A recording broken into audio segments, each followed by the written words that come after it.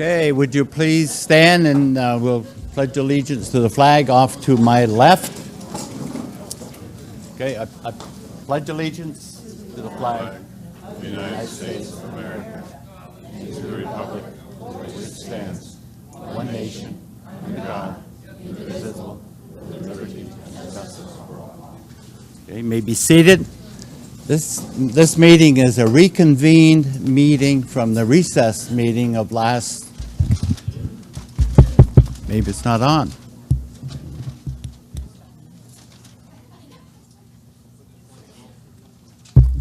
Are we on?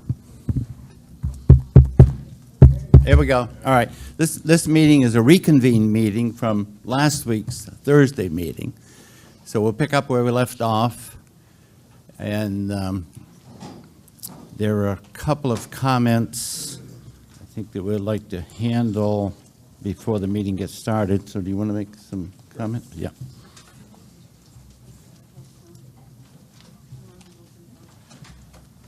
Oh, well, I could ask that question.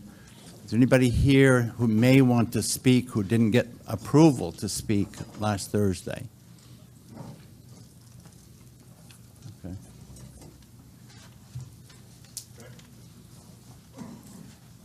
I'll get up. I don't usually use the mic. The voice carries pretty well off loud.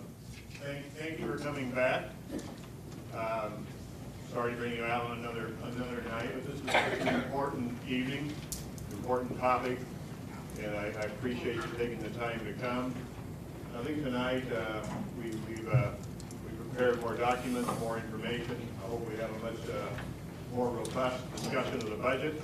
Here we're prepared to answer your questions, visit with your concerns, and work together for what's best for the community, the kids, the employees, all of us working together. Last Thursday was a humbling experience for me. Last Thursday was my 60th birthday. Happy birthday. Most people get a cake on their birthday. I got a pie. A big slice of humble pie. Yeah, we deserve better than what I gave you. And tonight we're going to do better. We're going to figure this out. Tonight I look at it as kind of a beginning. As we look at better ways to engage our community, to do the things that we need to do for our schools and our community as a whole. So again, I thank you for coming. I know that Ann has a few comments as well, and we'll get back into the nuts and bolts and the nitty gritty and go through the budget with you tonight. And thank you for being here.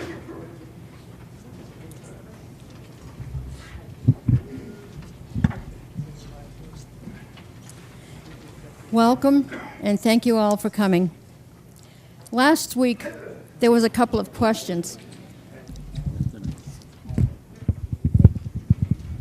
Can you hear me now? No? Yeah, okay. I said welcome. Last week, there were a couple of questions that were asked, and I'd like to try to answer them now. One question was, what is regular education? Education is for all students. Since 2008, the Littleton School District has offered a two-tier diploma with a common core of credit requirements for graduation. The core diploma has 20.5 credits, which is the state's minimum standards. Our academic diploma has 28 credits as the standard diploma. And if you want to know what the core content is, I can tell you. The other question what is special education? Public Law 94-142 passed in 1995 and has required all schools to provide education from the ages of 3 to 21 years of age and who have been identified with learning disabilities. Our enrollment, by October 1st of every single year, we have to provide the state with our enrollment figures. As of December 2019, we have 721 students enrolled. These enrollment figures fluctuate on a daily or weekly basis due to the fact of students moving into the district or out of the district. The administration provides the board with a report on a monthly basis. Of note, you might also like to know that we have 58 plus or minus students that are homeschooled. A few years back, parents had to provide the curriculum to the superintendent and/or the director of student services. Well, within the past couple of years or so, the law has changed, and all the parents have to all they have to do now is provide a letter of intent to the superintendent. Some of these students, all of these students actually, are allowed to come to our schools for specials like music, phys ed, drama. There is a formula from the Department of Ed that provides us with the amount of money we shall receive for our educational grant based on average daily membership. So it's not exactly the total students enrolled, it's whoever arrives at Littleton today. And what you may see on their website could be 2 years old because it's not currently updated like yesterday. So we'll be going through the operating budget, starting with regular ed all over again. So with that in mind, we'll get started.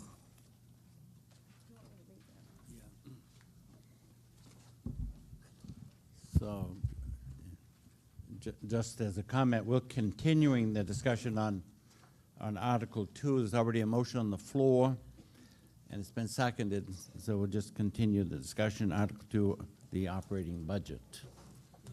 Yeah, you can read it again if you'd like.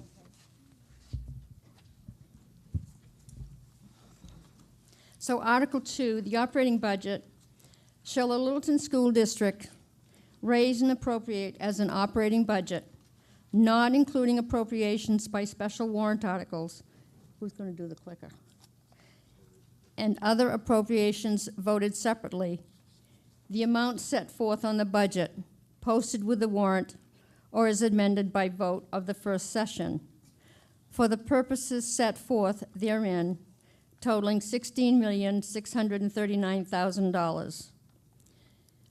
Should this article be defeated, the default budget shall be $16,663,334, which is the same as last year, with certain adjustments required by previous action of the Littleton School District or by law.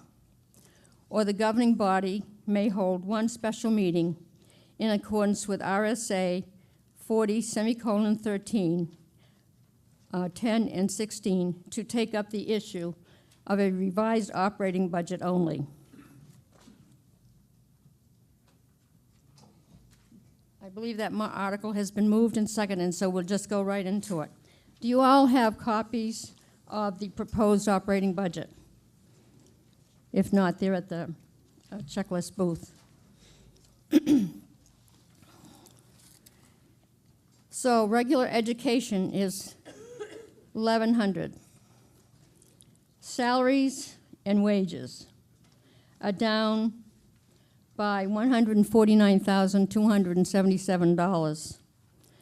Why is that? Because we've had some teacher retirements and resignations. We also did not replace 2 teachers at Lakeway, and we had a reduction of an English as a second language to a half-time at the middle school and high school. The benefits and taxes are decreased basically because some of the staff members are on school care, some of them are on health trust.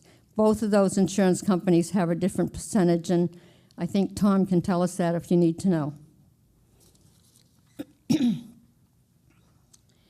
Under field trips, 519,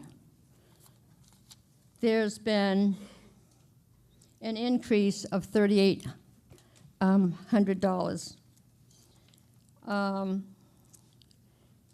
That is due to, one, in math, instead of the math class going out someplace, they're going to have the engineer come into the classroom and speak to them. The other part of that is music for their competitions.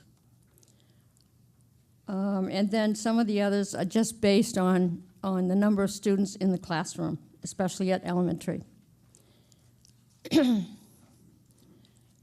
610 and there's a decrease of $5,282. That is supplies, pens, pencils, paper clips, paper, so on and so forth. Under 640, I think it is textbooks. I think there was an increase in textbooks for the health class.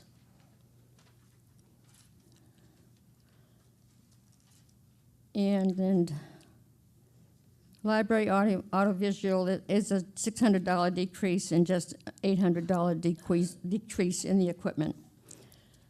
So are there any questions so far?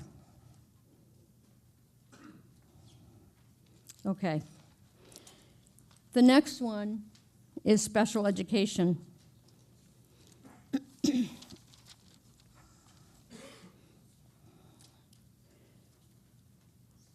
Here again, under salaries and wages, there's a decrease of $18,735. The decrease is due partly to some of the long-term paras being readjusted to other areas, is what I've been told. And then the increase of $62,941 under the benefits and taxes is due to the Basic Insurance's Health Trust. Under 564 private tuition, that's going up by $10,000 because we've had an increase in student placements in special education, and obviously it's costing us more money.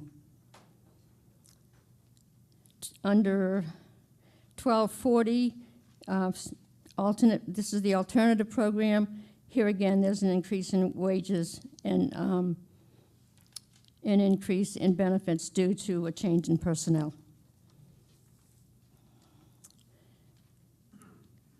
Gifted and talented, the only increase is $100, and that's due to the person that's being given the stipend to carry that out, because we have to charge for their FICA and stuff. Any questions? What's the alternative program? It's Littleton Academy. The program was started several years ago, and it's capped at 26 students, and it's for students that have difficulty in learning or behavior and stuff like that, so we put them in that. These students, and I think there's a couple of students that are tuitioned in that program from other districts. Those students are also able to cross the street, because it's 7 to 12, to go into some of our regular subject areas. Vocational education. Salaries and wages are down by $15,531. What? So the decrease in personnel is, last year we had 2 teachers leave and resign, and we hired back a half-time teacher for teacher ed. So there's only a half-time, is that right, Al? Okay. Benefits and taxes, here again, increase in health trusts, basically on the para side. Instructional contracts. That is usually due to fire science, and we have that person as a contracted service if we have any students enrolled in that program. Let's see. Tuition, New Hampshire LEA, which is $561, there's a decrease of $3,000. That is our tuition when we send our students to the White Mountain Regional School for their other CTE programs that they want to may be in. Textbooks, $640, a decrease of $3,300. They had bought some health science books last year, so that's the reason why that's decreased for this year. And then you see some equipment. They need some tools in the auto program and broadcast. That's about $1,700, round figures. Conference and dues, that's just for competition, like the FBLA goes to competition. The HOSA students go for competition. So some of those VOC Ed programs have students that can go to competition, so that's the increase in there. Any questions? Okay, next up.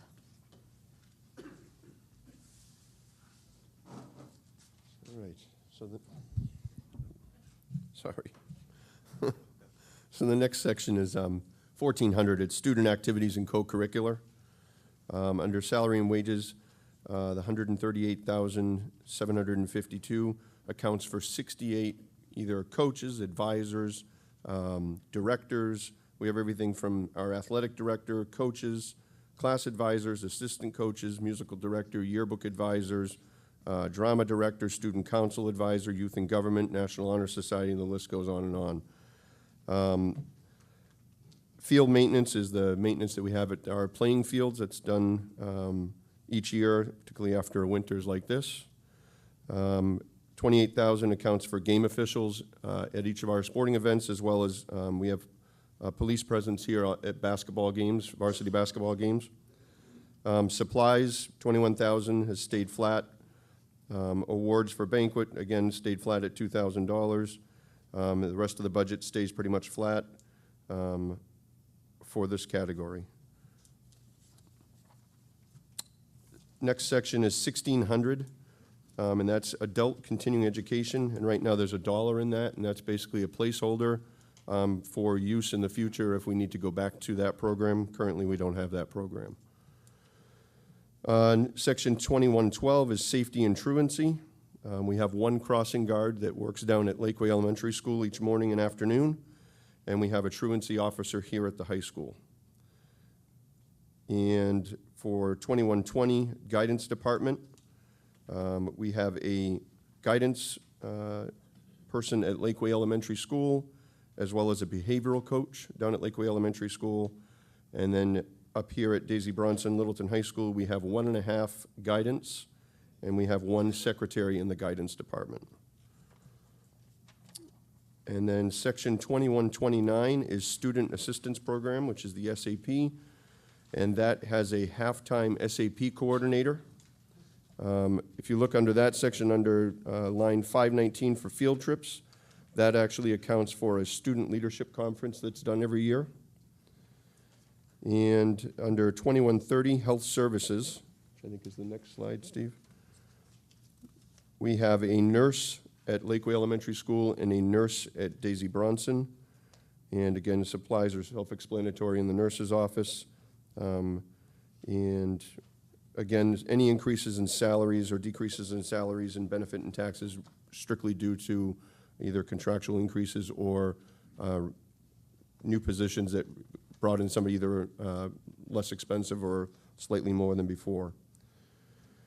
Section 2140 is psychological services. We have 1 psychologist that works district-wide, so they're available for not only students at Lakeway, but also students at Daisy Bronson Middle School, the high school, and the academy.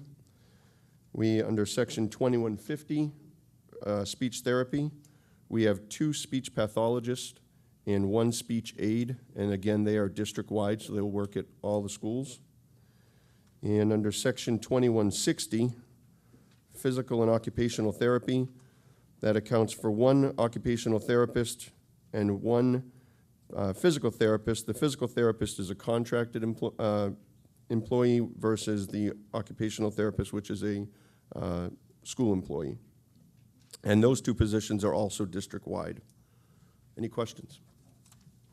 Dan? Excuse me, Ann, I meant to ask one question. How many students are in the vocational program? I'm sorry to go back to that. Go ahead. Okay. Dan was going to. 107?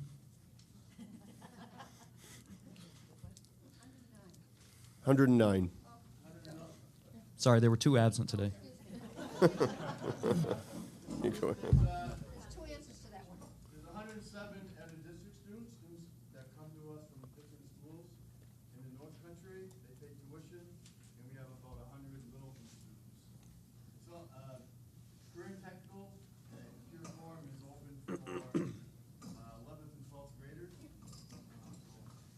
that's subsidized tuition and transportation by the Department of Ed for other district students. That's why they're able to come. And also accessed by Academy students. The question sorry. Yeah, just going forward, if you do want to speak, then we'll have to have the name and come up to the mic. Dan Brodeen. Thank you. Earlier, when you were back in the slides, there was an increase that you'd mentioned, and it had to do with support staff, increase in benefits. Later on, there's an article, I believe, for support staff, and actually passing that support staff contract will probably save the money in the benefits because there's a change in benefit package. Correct. Thank you. Any other questions? Hi, Ralph Hodgman. The question I got is under Student Assistant Program 2129. Is that 1 part-time person, 1 full-time person? That's a half-time student assistance program coordinator. So they actually are half-time in SAP and half-time in guidance. So if you look back at guidance, Okay. I mentioned there was 1.5 here at the Okay. high school. That one that's half is also the other half for SAP. All right. So the salary includes half that time, the halftime. That salary of the 23,985. $23.95 is her half for SAP, and then if you go on the other side, in that salary and wages is the other half. Okay. But why is budget, the benefit for that one up $11,000 for that one position? Tom? That's a high number. Last year, we went back and forth a few times. I know you detailed this last night for us. Last year, we went back and forth a couple of times with that position, and actually, the current year budget, the budget that we're in now, does not accurately reflect the complete allocation. More was left in guidance, and less ended up in SAP. So allocating it properly for next year shows a greater variance. Any other questions? No? All right, thank you.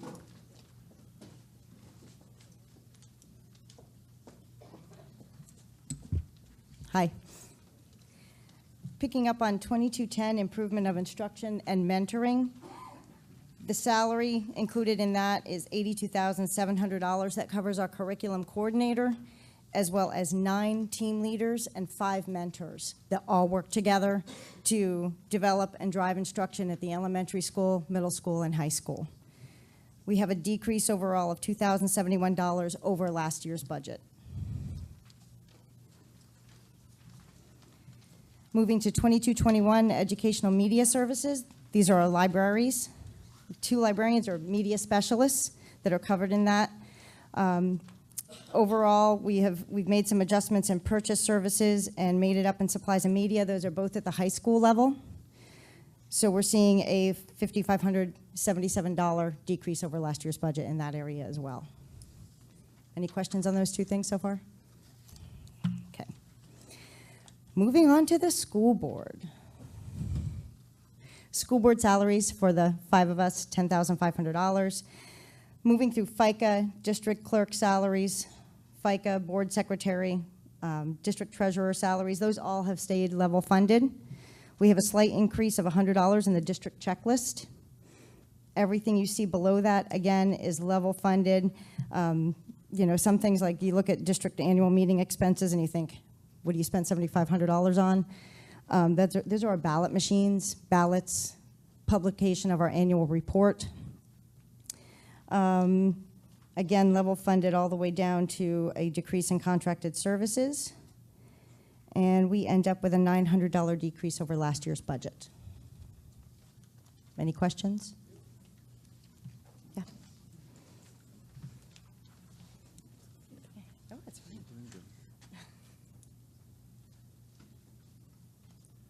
Frank Gramo, insurances, what's the, I mean, it says insurances, but what does that cover? What, help me out there, please. Property, liability. Okay, so, thank you. Sure. Anything else? Superintendent's office. The salaries and wages, benefits and taxes included with the superintendent's salary lines cover the superintendent, the director of student services, which is special education, 2 administrative assistants, as well as our substitute teacher coordinator. We have a $5,000 increase in our legal line based on the fact that we've had to reschedule this meeting. That's self-explanatory.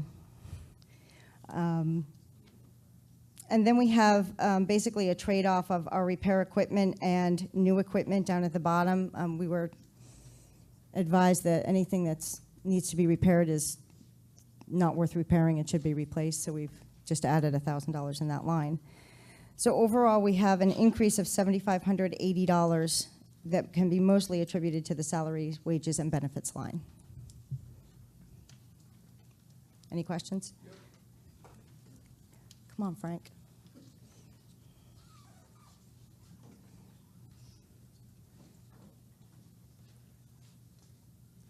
Yeah, number 390, legal expense. That went by awful quick. It cost, I didn't understand what that was all about. No, that was, we are adding an extra $5,000 based on last year's expenses.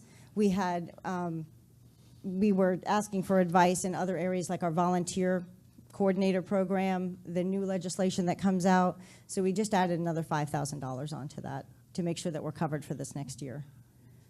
Okay, it sounded, went by so quick, it sounded like it cost us $5,000. No, I'm sorry, that was a really bad joke. That was a really bad joke on my part. Okay, all right, well, I was paying attention. I'm sorry, no, that was you're a bad fine. joke on my part. You're fine, thank you. I have a sense of humor, too. It was a bad joke.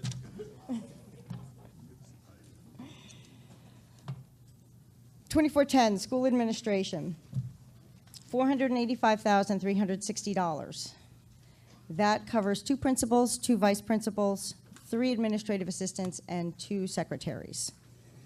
You will see a significant increase in the benefits line of $25,400.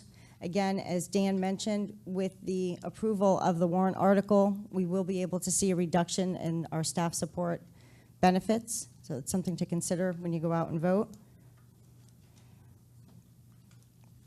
Moving down through, most everything is level funded with the exception of a slight increase of $490 in supplies. The next section is our accreditation section. In 2002, I believe, is that right, Ann? Littleton High School lost its accreditation. We have been working to improve in all areas since that time and have been working very closely with the New England Association of Schools and Colleges, which evaluates and works closely with schools to bring them to those standards that colleges will accept. We are in the process now of doing a reflection, which is basically 7 of our team members at the high school level, working with staff and students to evaluate best practices, how students are learning, their learning environment. Are we putting forth our best educational practices in the classroom? $20,000 is covering the stipends for those staff members, as well as all of the work that they're going to need to do over the summer to compile their reports, to meet with this team coming from this association again, to make sure that we are maintaining the benchmarks that have been set in order for us to be reinstated in our accreditation levels. So you're going to see some contractual services of $8,400. That's for them to review the data, meet with us. It's going to cover their hotel. Apparently there were 14 people that came originally, and that's down to 8, 10. So we have a significantly lower team coming to meet with us. If you have any other further questions, I know Jen Carbonneau is working very closely with our staff on that. She'll be happy to answer your questions on that. So overall, we have a proposed budget of $892,268 that shows an increase of $21,593 over last year.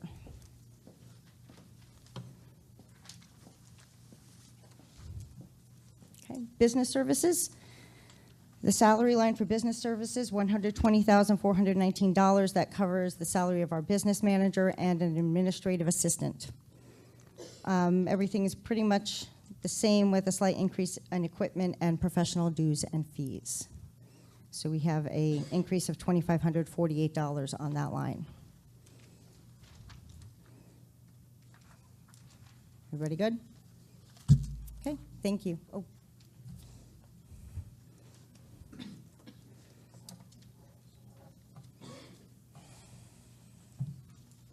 It's the pest again.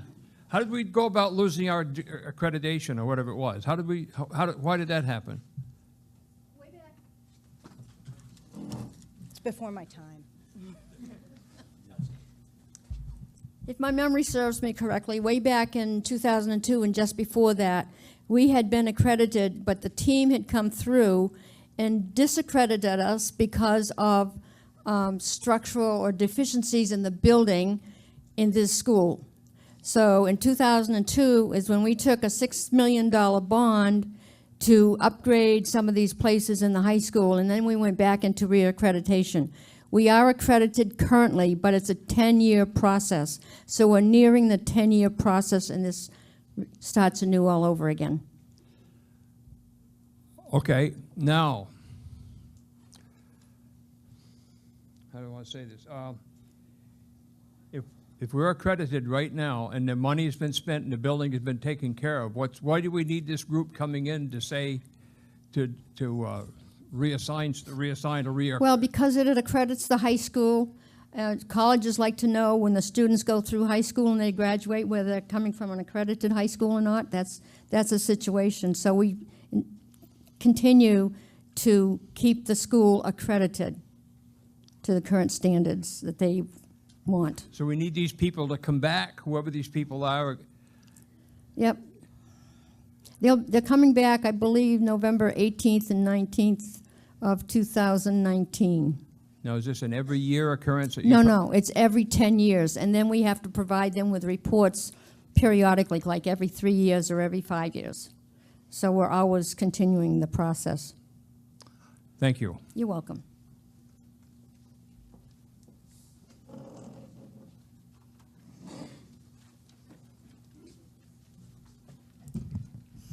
Hi. I'm going to discuss the function code of 2600, the operation budget. And the first thing on there are the salary and wages, and this is our custodians. We have 11 and a half custodians. We have 5 at Lakeway, and 1 has lunch duty at Lakeway with time there. And we have 6 and a half at the high school, and the half shares the time as bus driver for the SPED bus, special education bus. The 7,000, well, actually a total 7,487 is a 2.5% increase to the custodians' wages and benefits.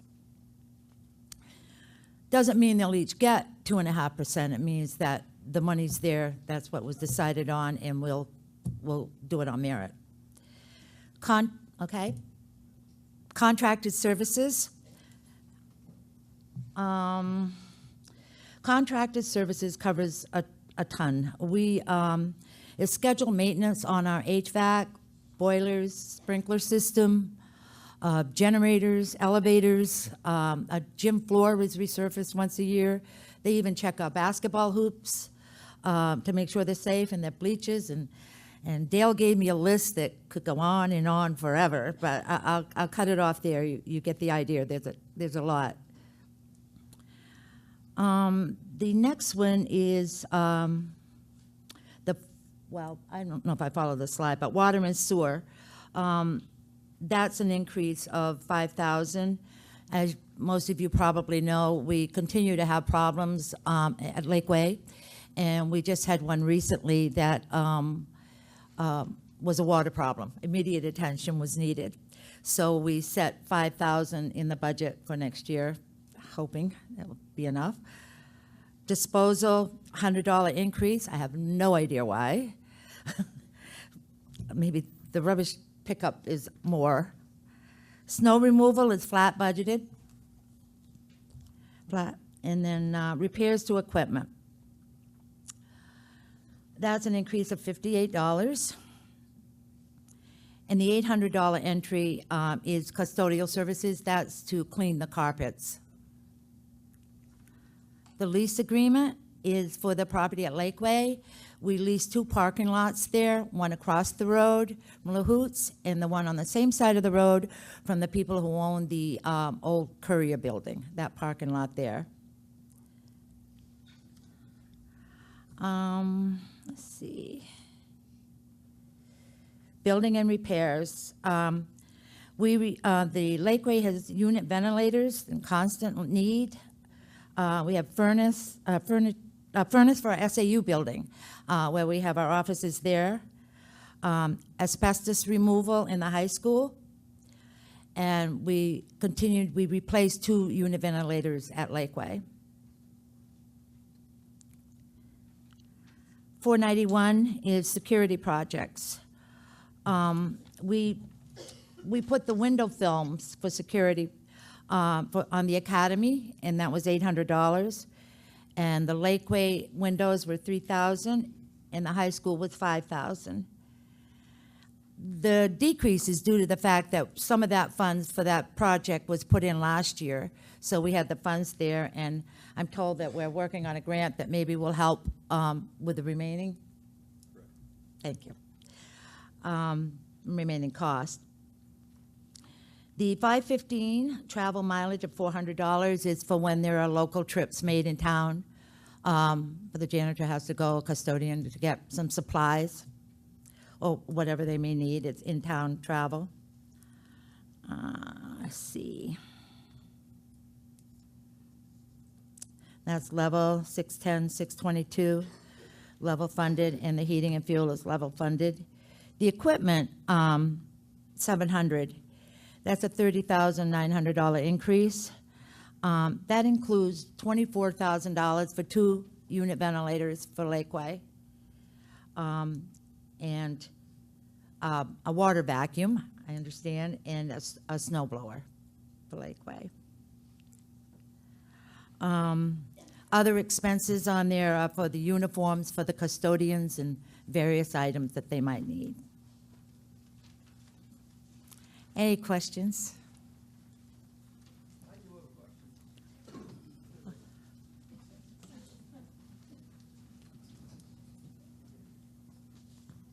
Dan Brodeen. Looking through here, we got snow removal, $16,500 for snow removal. Seems like a short number for snow removal.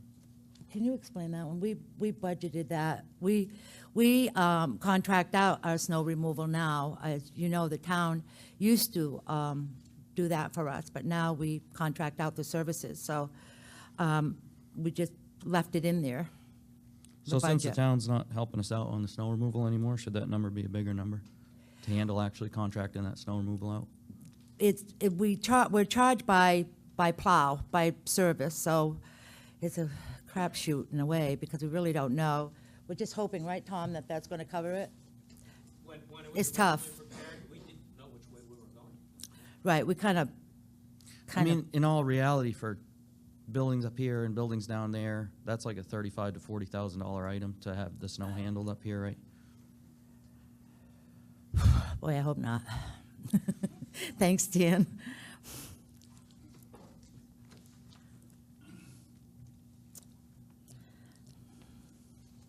Hi, Bruce. Bruce Hadlock. My question relative to that is, last year in your budget that you paid the town of Littleton was $22,000 some odd dollars for snow removal on it from that part. It was like a cost of what it's a school. And I don't see how you're coming up with a $16,000 if we paid out $22,000. Am I right? We exceeded last year's budget. You exceeded last year's budget. So you spent more money than the 16,000, is what you're saying. Okay, now the little bit that I've been ragging on the town, because I didn't think this was an appropriate thing. Back when we had the people at the park, if the people were working in the Parks Department and they came to work, in the wintertime, basically you kept them on the payroll, but they didn't have a lot to do. So it was negotiated that the person that came and started to do the plowing on it at the school. But one of the things were that you had to have like an additional employee to help. Am I saying that correctly? To help the Parks Department who was doing the plowing, you had to have an additional person there to help. I don't remember that being a separate position, do you? No, I don't think it was a separate position. Well, this is what we're being told, and when we're being told by two different places, there's something wrong with either you people or the town. I should say it that way. I don't know how to express it, but it's not correct what we're hearing from one place or the other pertaining to what's happening out of this. I'd still like to go back to the way we were doing it before, when I'm hearing it from the town side that it's the fault of the school, saying on it, okay, because they don't have a person on. Now, I also know that you have a tractor here, I believe, in your program. Don't you still have that tractor? Do we have a tractor? Yeah. We do. And is that being used or operated to clean up the sidewalks or doing it? Who's doing that? Custodian. Okay. So you already have somebody that's available to be working on behalf of the parks. I think it's terrible that you guys aren't getting along between the town and the school. Bruce, I'm pretty sure neither one of us knew we weren't getting along. Well, we're hearing it, that it doesn't appear like it's a workable thing. Before that, we were getting bills in here for closer to $35,000 or $36,000 for snow removal. And suddenly, it reduced it down when we had a person that was being paid other thing on it. And I think that they bill you for the services because it was within your budget out of it. And that's where the $22,500 came in and paid, if I'm not mistaken. But it doesn't seem to be working on it to achieve what we were trying to achieve as a community to get that particular bill down. And you're saying that this year, on your per diem, how much have you spent so far?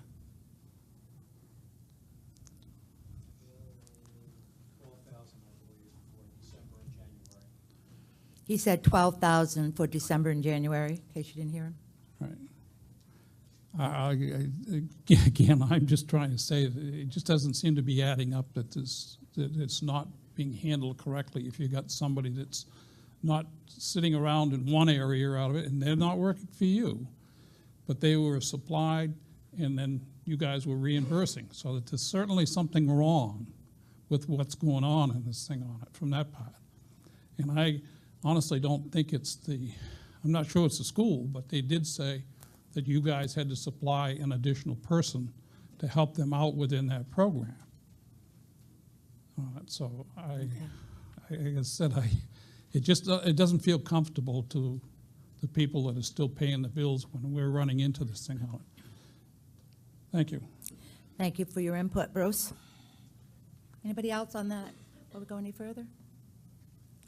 Then my next function is the transportation. So we have the first one, the 2,700.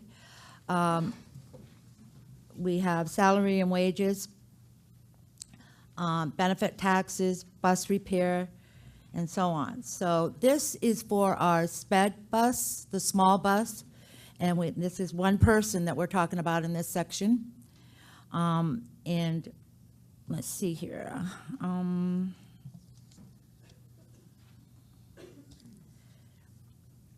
Yeah, the increase, the $838 is the salary and benefits. It covers one bus driver. The $430 is bus repairs, and I think someone in the room can attest that it's getting old. It has, I think, over 90,000 miles on it. Is that one we got from the VOCAD department? So it was used when we got it for this bus driver to drive. Let's see. The other purchase services on this is the driver has to go every year for driver training to keep updated, and physicals, anything pertaining to keep the license to do this.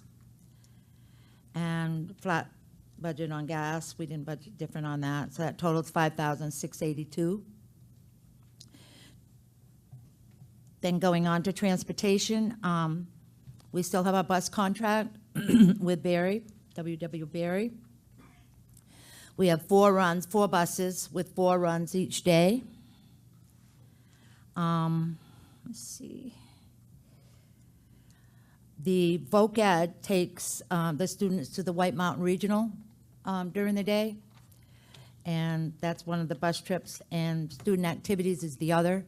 Athletics, competitions and sort. And the last is other field trips for winter wellness and things of that sort. So total transportation, there's a change of $5,882. Any questions? Thank you.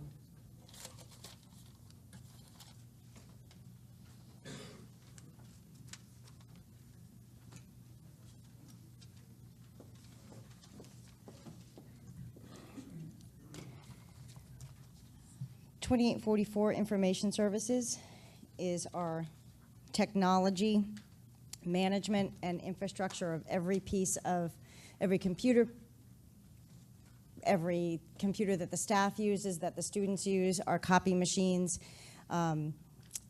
fax machines, as well as our network infrastructure. We've got a proposed salary line of $135,006 and a benefits line of $62,120. That is for our 2 technology team members. Equipment repair, we're seeing a reduction of $1,000. Rental equipment, 14 copiers throughout the whole SAU for $50,000. We have an increase of $7,040 for contracted services, which is already a big line if you're looking at it, $114,000. That covers Power School, which is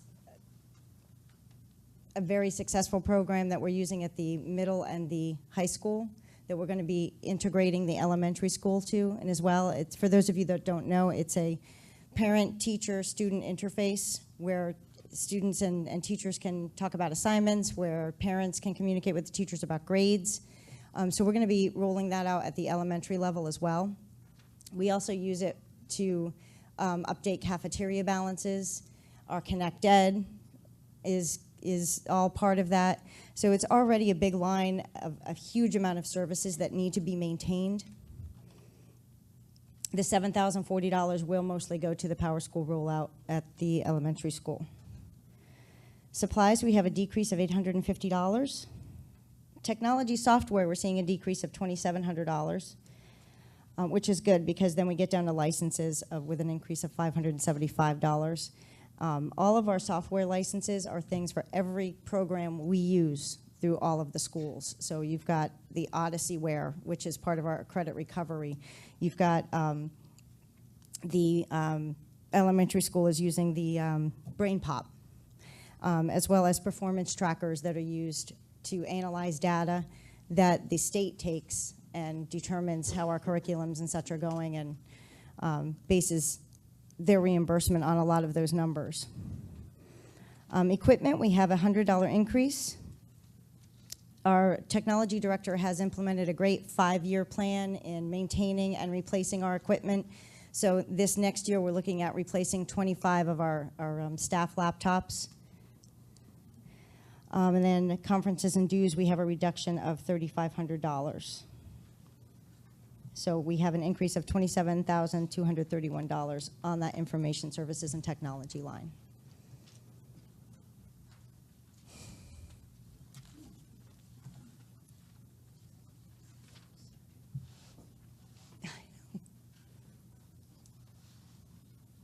Frank Gramo, number 100 and number 200, it says salaries and benefits, then it says benefits and taxes. What, benefits twice? Why, help me out there. I think that's a typo. I apologize. It should be salaries and wages, yeah, on 100, and then benefits and taxes on 200. Okay, how many people was this? I'm sorry. It's 2. All right, okay. All right, okay, thanks. I guess I'm just checking somebody's, No, guess that's I good. should have been a proofreader or something. Okay, thanks, thanks. Thanks, Frank. Any other questions? Thank you.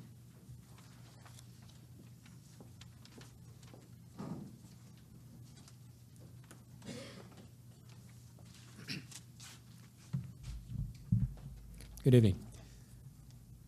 Okay, we're getting down to the end of some of these. Last year, we talked to you about establishing some construction accounts for future use. There are 7 accounts under the 4,000 series. Each one has $1 in this year's budget, and we're maintaining that as $1 in each of those accounts for next year's budget. If we ever get to a point that we're actually doing something with the Lake Lake project, we need to have the accounts established, and so here they are. The bigger numbers are debt service. We have $560,000 worth of principal that will be paid next year and $161,600 worth of interest. These represent the 2 bonds that we have outstanding.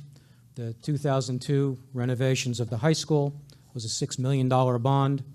At the end of June next year, we'll have $1.5 million outstanding. So the principal payment on that bond is $300,000. When that project was put together, the state provided 30% building aid, so we received $91,807 worth of building aid revenue to help offset the cost of that payment. The 2010 is the Daisy Bronson Middle School and Career Technical Center project. That's a qualified school construction bond at a $4,160,000. At the end of June this year, there'll be $2,340,000 outstanding. So next year we'll pay $260,000 on principal. The building aid rate at that time was 45%, so we'll receive $117,000 in state building aid to help offset that cost. That was sold as a qualified school construction bond. It was a reimbursement bond rather than a tax credit bond. So we do pay interest. Next year's interest will be $119,000. We are supposed to be reimbursed by the feds for that entire amount. The last couple of years, with some of the budget issues in Washington, we've been subject to sequestration. So we've been receiving roughly 93% of that interest amount. The letter that I just got for the March payment is, again, 7% short. So we stayed at 93% reimbursement, which shows up in the revenue side, and the balance will be a net expense. Fund transfers, we do have a food service program. One of the rules of the National School Lunch Program is that the district will make the program whole. We use $30,000 as a placement. It's a number that we've used for a number of years to make sure that if there is any shortage in the program, that it's covered.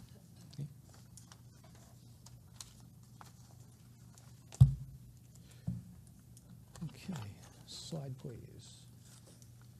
We got the gross budget. Okay, so in summary, you can see the gross budget for general fund is actually $45 less than the present year budget.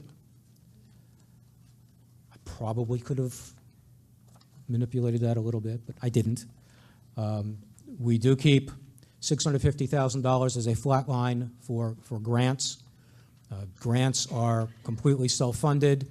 If we don't receive a federal grant or a federal grant is less than anticipated, we don't spend that money, so that has zero impact, but it's part of our gross budget. And food service, again, we have to keep that self-sufficient and even. We are working on the food service program. We expect at this point that the food service budget will be no more than $30,000, which is what the transfer was. Okay. So there's your total gross budget.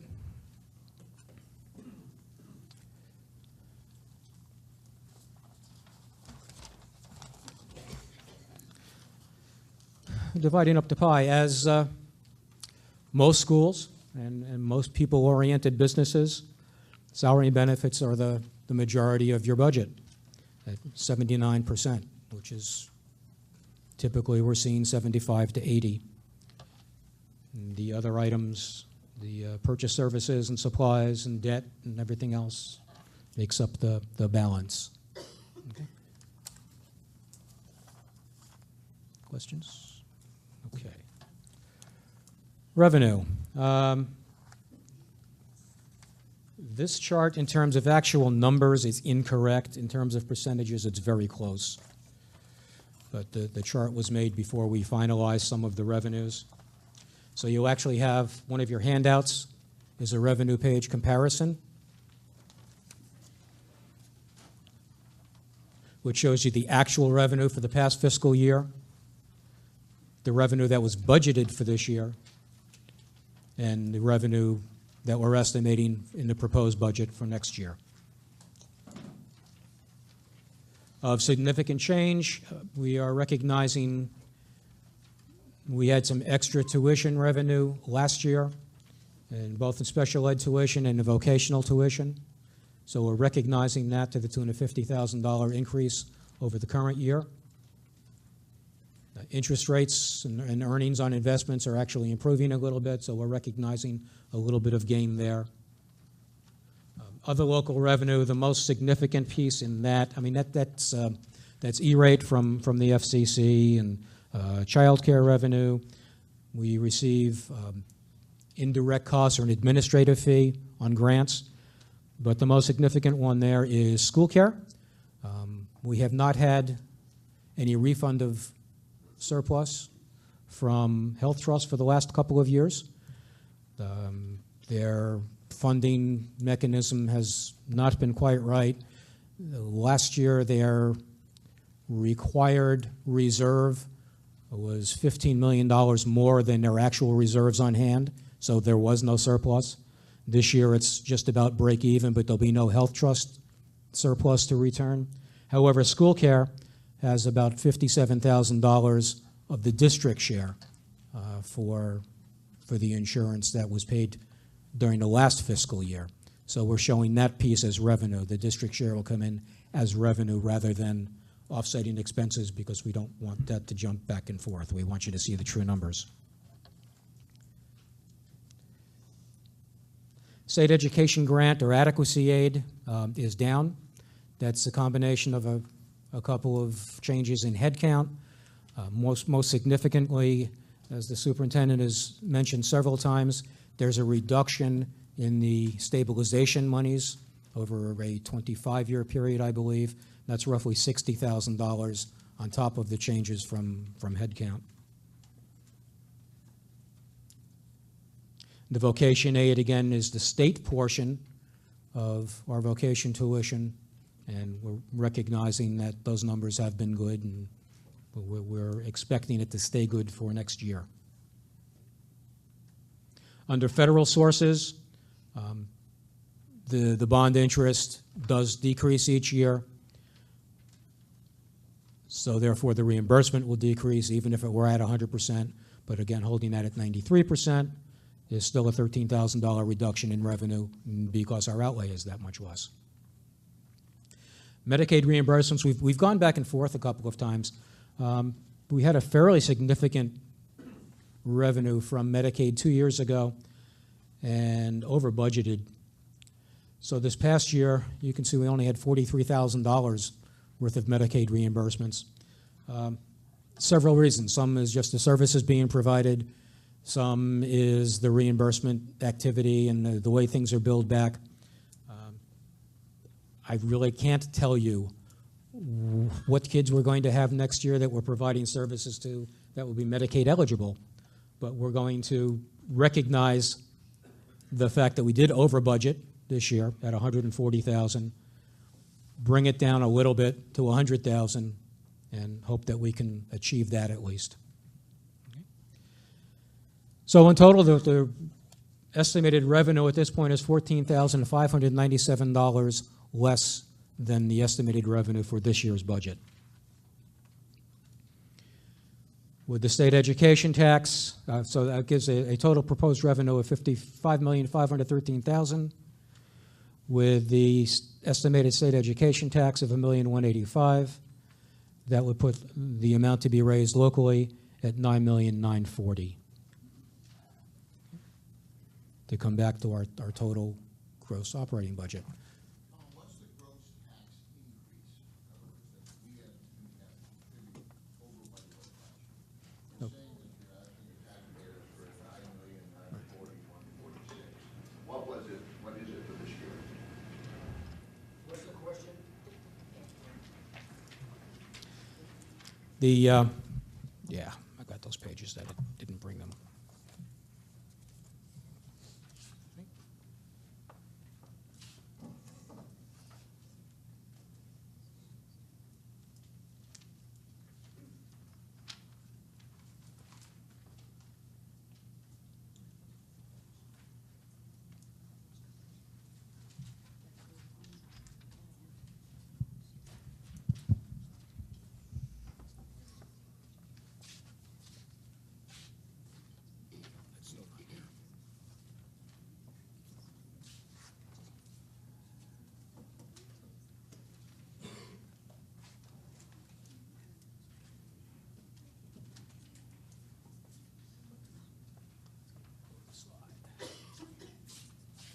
Sorry, I thought I had those pages with me.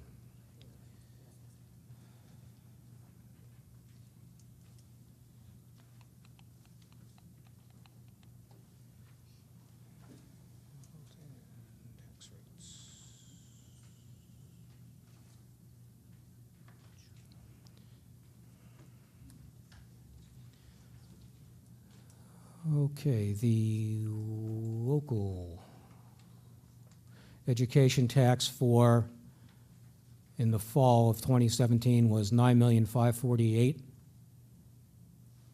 Of course, our budgets don't take into account any fund balance being returned, which of course would reduce the tax liability.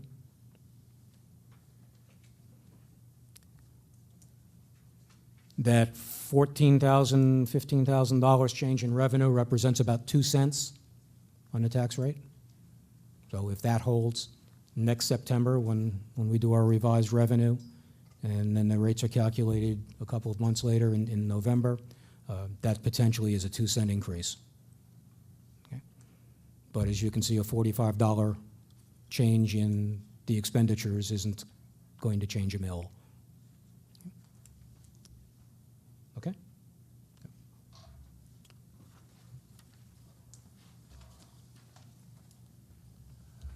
Mel Brooks, boards, thank you for your time. Tom, of the $16,600,000 budget, what's fixed cost? What we have no control over? Do you have an idea about that? About the only thing that's really variable are things like supplies. I mean, we have our buildings, so the bond payments are fixed for the life of the bonds. Certainly, heating the building doesn't change based on student headcount. We're heating an entire building. Within a relevant range, the number of education staff and support staff are, until you change a significant number of kids either up or down, we're going to have the same number of classrooms. So your staff is fixed within that relevant range. pretty much all of what we do is fixed. Okay, thank you. Okay, default. Okay, the default budget.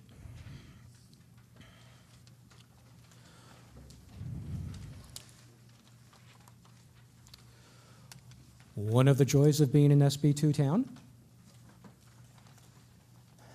at the end of our annual meeting, we have to have an operating budget.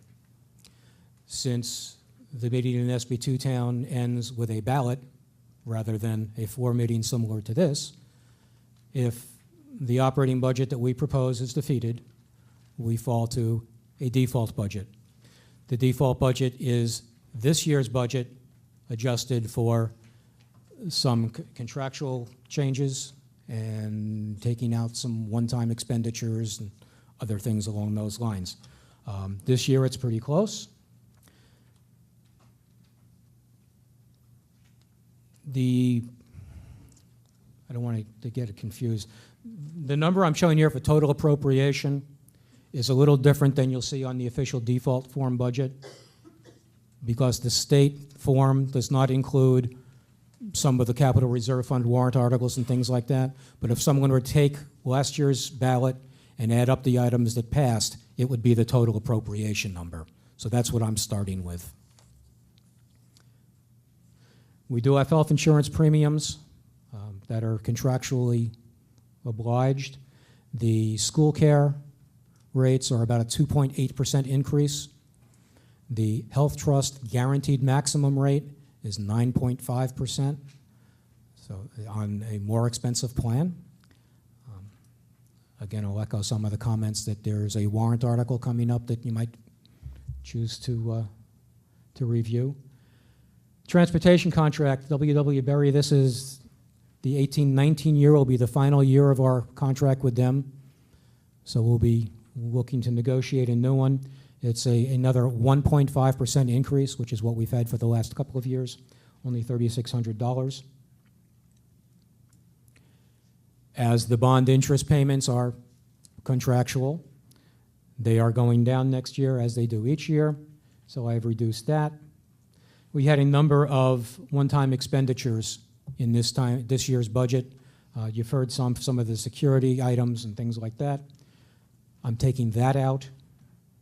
And the capital reserve fund articles that I alluded to at the beginning are coming out. So that leaves you with a default budget of $16,663,334. Okay?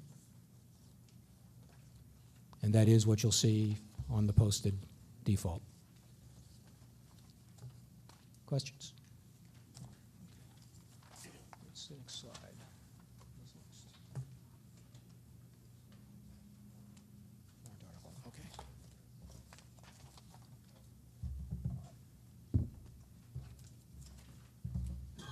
Thank you. Okay. So we have the motion on the floor. We've discussed it. Questions? You ready for the question? No? Okay.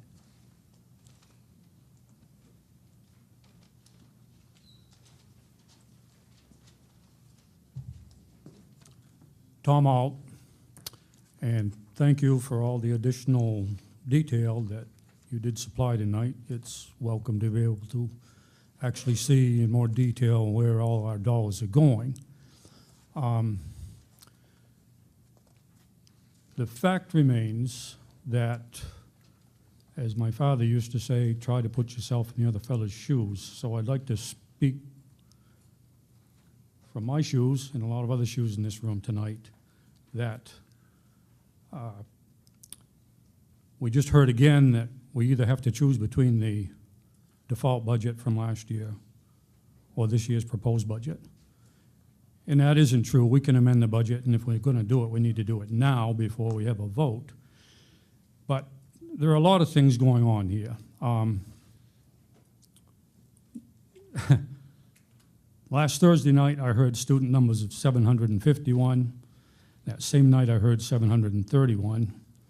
During the week, one of the town citizens who's quite well-versed in this told me 741, and tonight it's 721, so I guess the student population is indeed declining at quite a fast rate. We look at the graph, and we see that it doesn't seem to have any upticks in the foreseeable future, and yet, if we looked at a cost graph, it's not going down ever, it's going up all the time.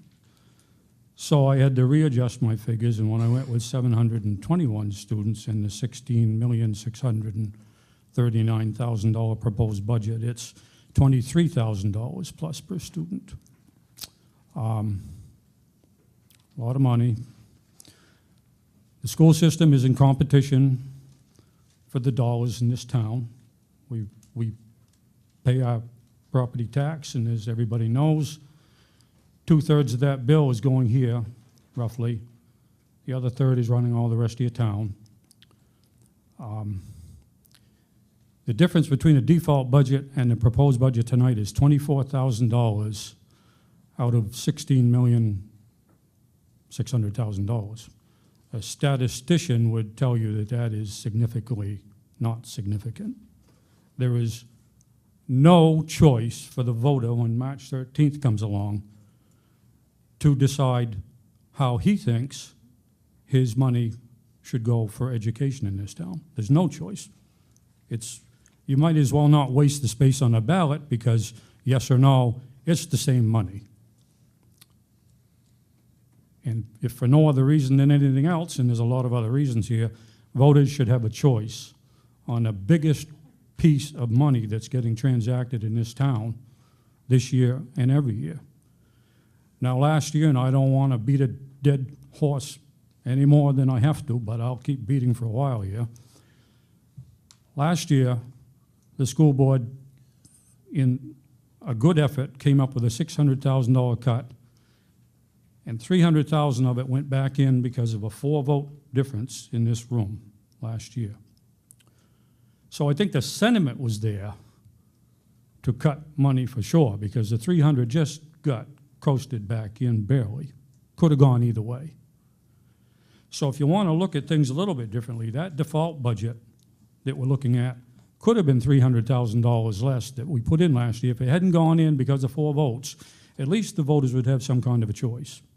You'd be down to $16,300,000 instead of $16,600,000. I know if wishes was horses, we'd all be riding them. It's a way to look at things. You're competing with the grocery bill, the mortgage payment, the car payment, the heating payment. You're competing with a whole lot of things here that I would think could be tightened up a little bit to make this more palatable to the voters of this town. Got a good turnout tonight, and thank you for all of you coming. I know most everybody in this room. I'm looking at 2 generations of Littleton High School graduates for sure, and I'm proud to see some of them out there that I know probably gave some of the former assistant principals a tough time in this school system, and they are very successful, very well-spoken businessmen in this town today. So a little hardship in our life is not a bad thing. I want to make a motion to make an amendment to Article 2.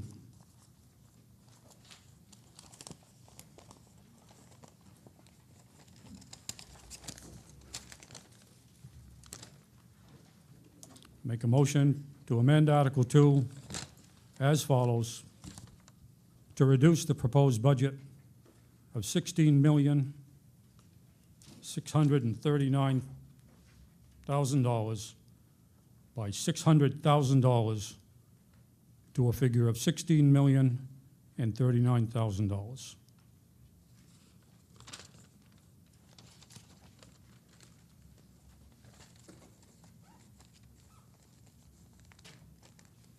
Okay, I'll need that in writing and need a second.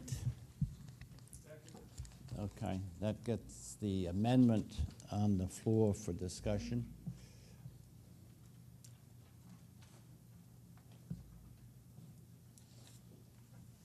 Thank you. Who seconded it? Frank?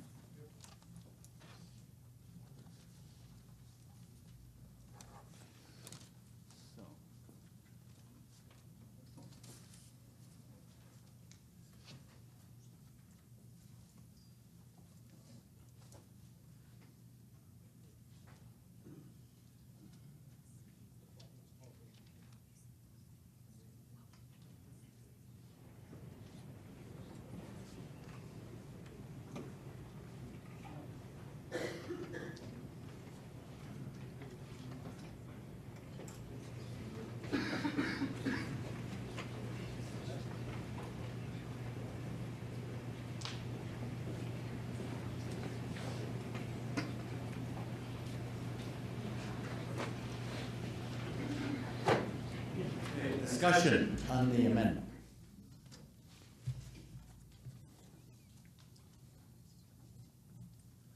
Mel Brooks, Tom's amendment certainly makes us think. I saw last week Pembroke school system. Town of 7,000, we're 6,000. They have about 790 students, about 80 or 90 more than we do. And they had $1 million shortfall because they weren't looking ahead. So I think Tom's amendment speaks to that we need to look ahead. And in the second or third page on our handout yesterday, there was the budget philosophy. And it talked about meeting the needs of the students in accordance with what the community could afford, I think. I don't know if we've come up with that figure as a community. Do we know what percent of the total budget? I mean, what is that figure? Is it a tax rate? Is it a dollar figure? And so that's what this amendment makes me think about. We're different than Pembroke. We have corporate citizens in the form of TransCanada, Walmart, and others that they don't have. And I'm just guessing that they probably pay about 30% of our budget. So if we didn't have those people, those corporations, we might see a $3 to $5 tax increase. So what I charge this group today, regardless of how you feel about this amendment, is where are we going to be when this line crosses, this student enrollment crosses the point that we get to where all of a sudden we have a Pembroke question. So that's my comment about this amendment. It certainly makes us think. Okay, thank you. Further discussion on the amendment.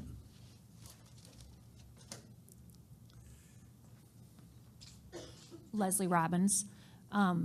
If the board were forced to make these types of reductions of 600,000, where do you see that coming from in terms of programs for the students of Littleton? Okay. Someone want to comment on that?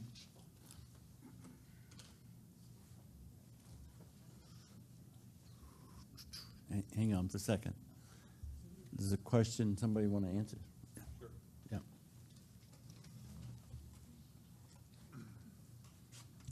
Yeah, I can't speak to specific programs, but as I know last year as we looked at reducing the budget, and we did bring a budget reduction of $600,000 here, as was noted earlier.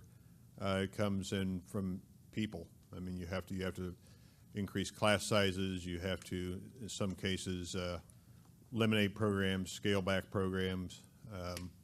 So we'd have to go back and look at the entire budget, and and look for the way or the priorities and do the best that we could. Certainly, that would be part of the process we'd need going forward. You know, we obviously would have meetings between now and when that would need to happen, and which would be open to the public. So I think it'd be important to engage our public in that, were that to come to pass as well. But you know, you mean, you look at the pie chart that Tom showed you. The money in the budget's in people. That we're people business. You know, 700 and some students and our employees, and that's where the expenditures go. Yes. Yeah, Ralph Hodgman again. If we were to make that kind of cut, we'd have to go back to that pie chart. And on that pie chart, your salaries and benefits are 79%. Everything else is 21%. Your entire school is operated on 21% except for teachers and staff. Now, I got a little chart here. I've been doing a lot of working on this. In 2008, you had a total teacher count of 80.6. In 2018, you've got 72. So you're down 8 teachers since 2006. But you're down 162 kids since 2006, since 2008, okay?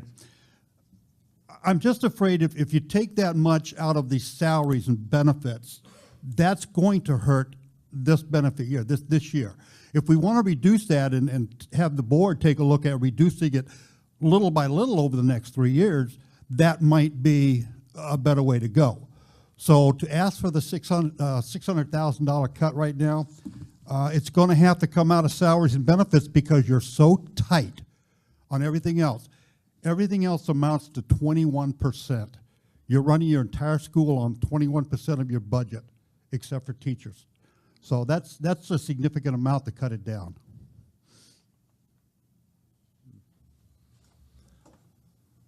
Okay, further discussion? Yeah, all right. No doubt, what Ralph says is right, and anybody that runs a business knows that's where all your money is anyways. It's a no-brainer. I mean, unless you are a single proprietorship and you're running the shop by yourself, all your money goes to employees. And when you have a benefit package like the school system and the town supply, it's very costly. If your salary, for instance, is $40,000 in this system, that's 60% of your package. The other 40%, your health insurance and your state retirement system, is another 40%. So another 40% of $40,000, you aren't paying them $40,000, you're paying them $56,000. It's good to have a good benefit package, no doubt about it. Teachers pay 15%. This is a negotiated thing. I understand that of your premium. I pay 100%. I don't know what again, putting yourself in the other guy's shoes. I don't know what the deductible is for a health insurance plan here, but I'm familiar with $6,000, $10,000, $12,000. I'm familiar with insurance premiums of $900 a month. So this, again, is from the other side of the room and people looking at this figure and thinking something needs to be done with it. Now, true, all your money's in staff, so I know $600,000, you aren't going to find it in pencils and paper. I get that. But I'm not sure, and maybe someone would tell us, what the average teacher-to-student ratio is in a classroom here. Because that would be a way to fix things. I'm not sure if there are or some elected classes that aren't mandated to graduate from the school that perhaps could be looked at, or some low enrollment classes that could be looked at. I'm sure there's some tightening up that can take place here. If you cut the $600,000, number one, if we cut it tonight, you still have a choice to vote on March 13th to go with the default budget, and you're going to get more money than you get from tonight's proposed budget. So we're not taking anything away from anybody. We're giving people in the town a choice. You got no choice now. A $600,000 cut is 3.6% of the proposed budget tonight. So to make that understandable to me, instead of me giving them $100, I'm going to give them $96.40. They ask me for $100, I give them $96.40. It's never easy to find a place to dig down and find stuff, but these are some of the things that people in town need to consider before you hand it over. Okay, thanks. Oh, do you want to, no? Okay, somebody else? Yes. Brian? You want to raise? Yeah, no, go ahead. Dan Brodeen, I'd like to respond a little bit to Tom if I could. One thing I'd like to say, Tom, is the professional staff, the teachers. We know that's your concern, and it's been your concern for a long time. And Art Ty's got to be in the room somewhere. Is Art floating around? Art, you've been for probably about 10 years watching the insurance rates. And a number of years ago, we sat in the library and talked about insurance rate numbers. And the insurance rates were going up. They were going up. We changed insurance. And actually, the teachers, a number of years ago, the last contract, we came to the board with the insurance change because we saw insurance numbers going up. My point being is as teachers, we went to the board with the insurance changes, which is why we went to school care. And the school care changes where we were looking with Matthew Thornton, large changes, increases in insurance every year. That insurance increase every year has been pretty light. And the costs per instructor has gone down quite a bit. So that's just a piece of the puzzle that goes along with this whole budget item. Okay.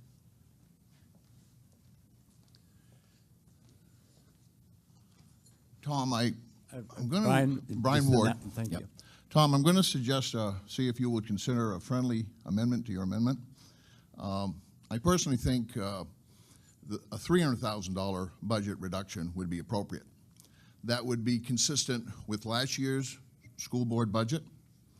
That was a number that they said they could live with. So if we were to reduce it to $300,000, then that would be consistent with last year and give us here another opportunity to vote to deal with what happened last year. As to Tom's point, as to the concerns, in 2000... Brian, excuse Yes. me for a second. Did you want to No, make... I'm going to speak to it, and then I'm going to, after I talk, if Tom agrees with me, then I'll make a friendly amendment. If he doesn't, then I won't. Okay? In 2015, the Littleton School Board and the school district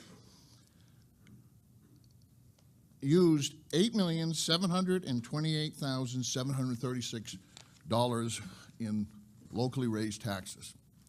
Projected for this year, as we've been given, is $9,940,000. That's $1.2 million additional tax increase since 2015. Where was the big hit? 2 years ago, the tax rate went up $880,000 for the schools, $268 for the town, $76 for the county. To the school board's credit, they responded and came back with a reduced budget of $600,000. They acted responsibly. In my opinion, the money should never have been added back in. It was a good faith effort. There are additional funds that can be used to offset a $300,000 cut.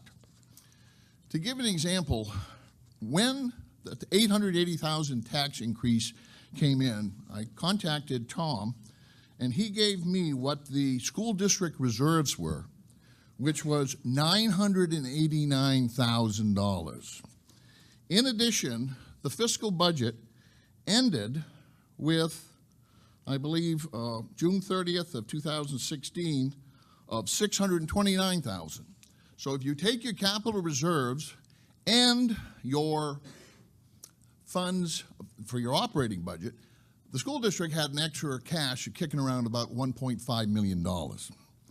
So the availability to allocate some of the capital reserve funds, the school board has taken the idea that capital reserve funds are only used for expenditures.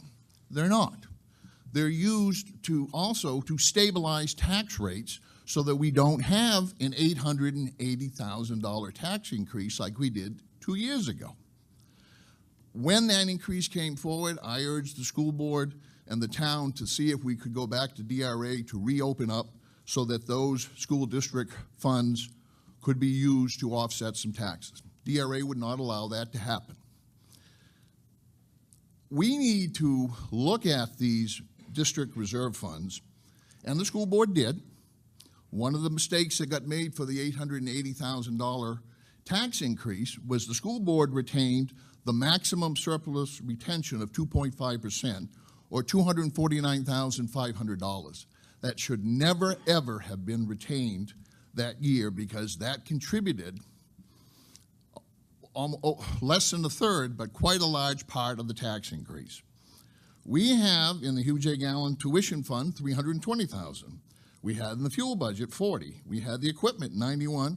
Now these were the numbers in 2016. Those are not the same numbers now. Tom probably has them. There's been some expenditures out of it. We need to start reducing those reserves and using it to help the taxpayer because of the hit that we've taken in the past. The $300,000 that was added back in, I think could be a compromise that we collectively could agree to.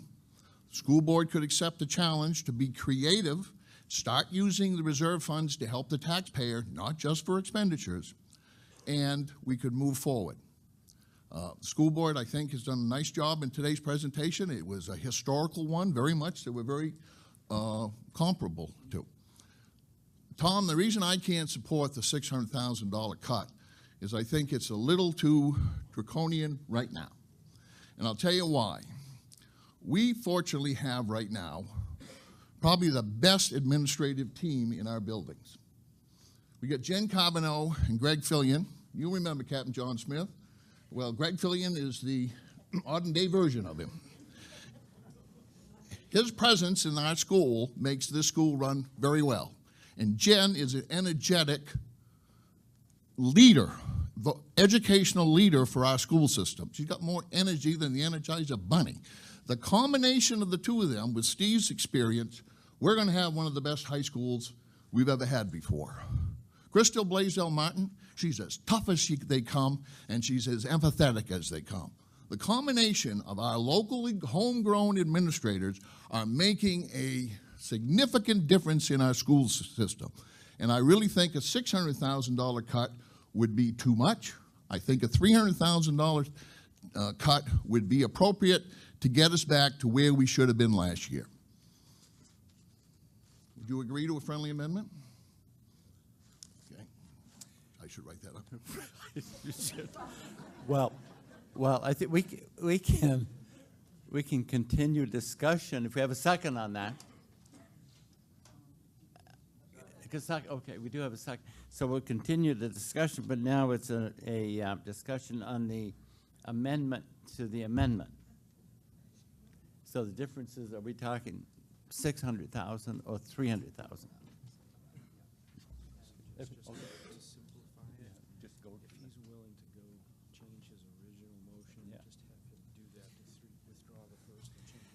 So our trustee attorney has made a suggestion that if you're willing to adjust your original motion from 600 to 300, then we can continue discussion there. Is that a yes? We need permission from Tom to reduce his 600 to 300. Yes. Okay. Then with the second would have to agree. Who did the second? Right. Who did the second on the 600? Frank? Where's Frank? You're good? You're withdrawing that as well? And replacing it with the 300,000? Yeah. Okay, so the effect is that the 600 is off the table, 300 is on the table with a motion and second as a replacement. So it's an amendment, so we're not talking about an amendment to an amendment. Okay, if you're good with that, then we'll continue discussion on the 300,000. You good?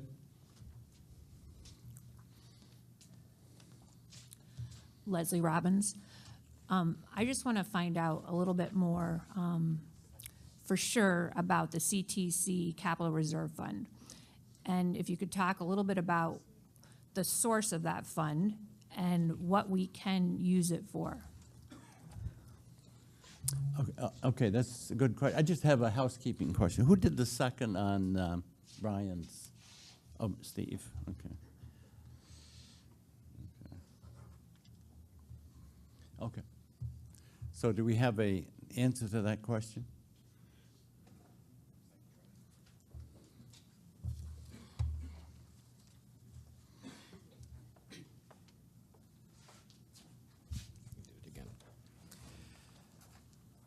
The Capital Reserve Fund for the Career Technical Center is funded by a tuition differential.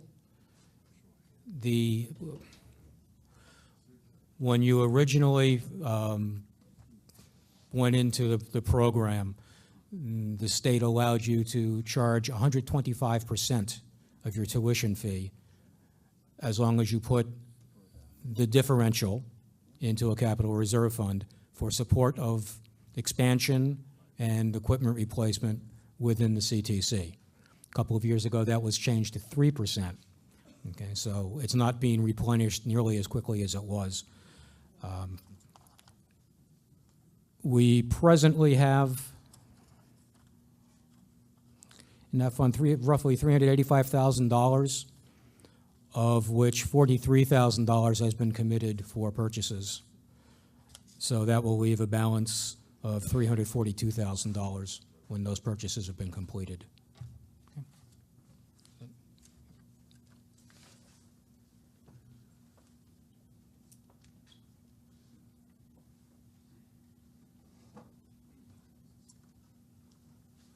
Okay, further questions or discussion? Yeah.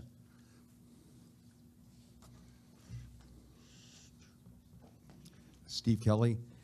I guess first I got to start off by commending Tom for his political courage. It's not an easy thing to get up here, and obviously, you know, when Tom speaks, he's done his due diligence, pulled his thoughts together to get his facts in line, and he's not doing something without due consideration.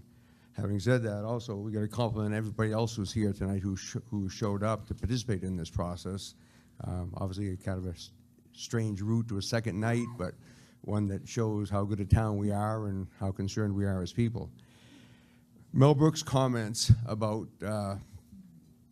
Pembroke and the situation that they're facing, which they are not alone in, for sure. And I think we've all been obviously looking down the road at different things that could happen, the issue potentially with the state changing the evaluation process on the dam and what that could mean to our town. And I certainly echo Brian's comments or compliments on the quality of our leadership in the school system today, which is very, very strong. We can, I guess, look at this. I think that the halving, if you would, of the amendment is appropriate. It's always nice to have an attainable goal, and that's something that's going to be, you know, destructive.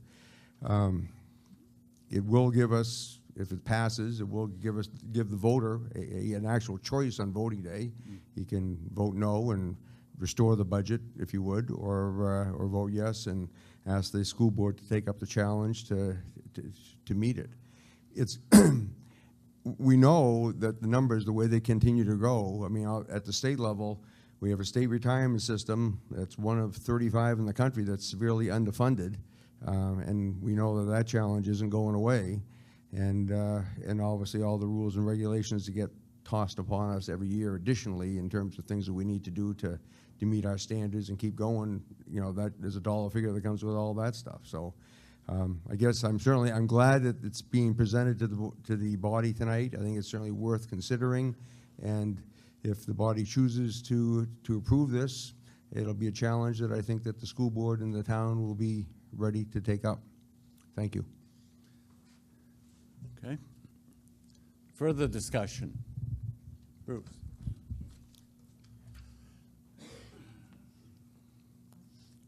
Bruce Hadlock.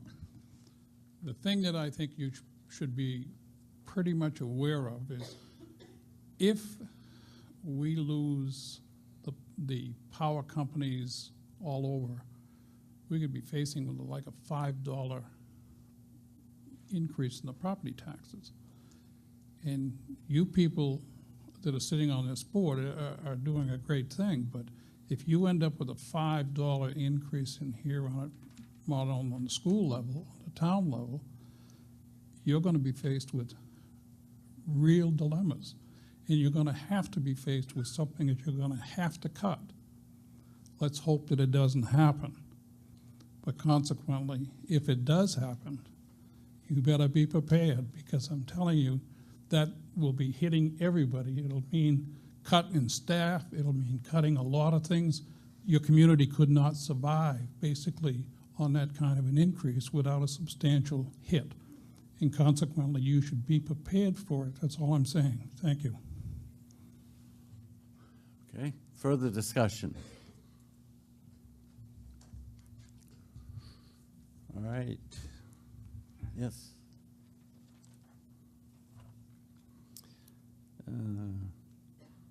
Good, this is coming from you, right? So this is the motion from Greg Cook. Make the motion to request a secret ballot on the proposed amendment. Okay, that would require probably 5 people that would support that. Is that what you're going to say? Yeah. Okay, so I see many more than 5. So, all right. So yeah, I do. Well, I have the motion in writing. Yeah. Okay. Now we need the names. We need at least 5 people here. Brian. Okay. Brian. Who is it? Heidi. Who else? Yes. Frank Gramo. Who else? Art. Yeah, I got Art. Need one more. Who's over here? Peggy. Romney. Okay. Okay, that's 5. I know there are more than that. So that's what it takes for a ballot vote. And I think we have the yes and no ballots. You'd have to go check at the ballot clerk's office and come through here and put it in the box. So we'll begin the vote. And what you're voting on is the yes or no on the 300,000 reduction. Right. By voting no, you don't want to cut, and if you vote yes, you want to cut. Yes. Okay, if you're voting no, you're saying you don't want to do the cut. If you vote yes, that means you do want to make the cut. Okay. Okay. Okay, it's going to be a couple of minutes before we get set up for it, so be patient, please.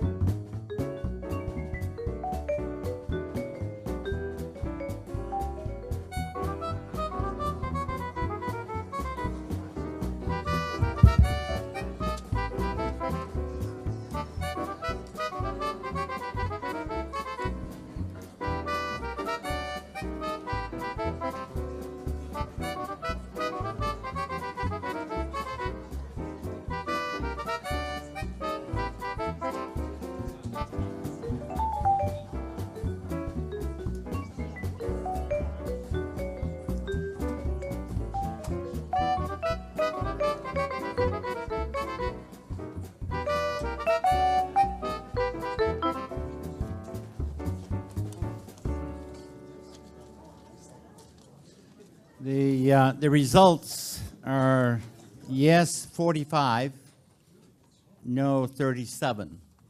So the amendment passed. So now we're talking about the motion as amended. You ready for the question? All those in favor of placing the ballot, the motion, or article, I should say, Article 2 on the ballot as amended, say aye. Aye. Opposed, no. The ayes have it. So you have amended the amount by 300,000. I did have a note of that. You got the number? Yep. Okay. You want to bring it up? 16 million. Yep. 16,339,000 is the new operating wallet. Right. That's what will be on the ballot for the March 13th. Okay. So Article 3.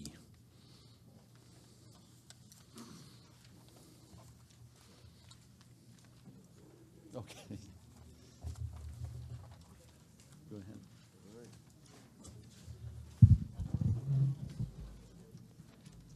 All right, so.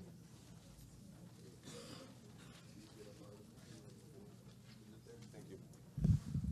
Okay, so Article 3, collective bargaining agreement for the support staff.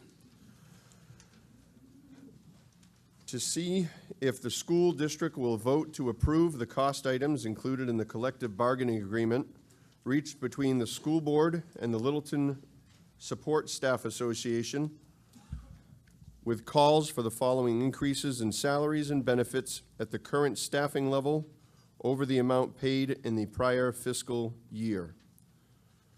Fiscal year 2019, estimated increase is actually a decrease of $29,657,000.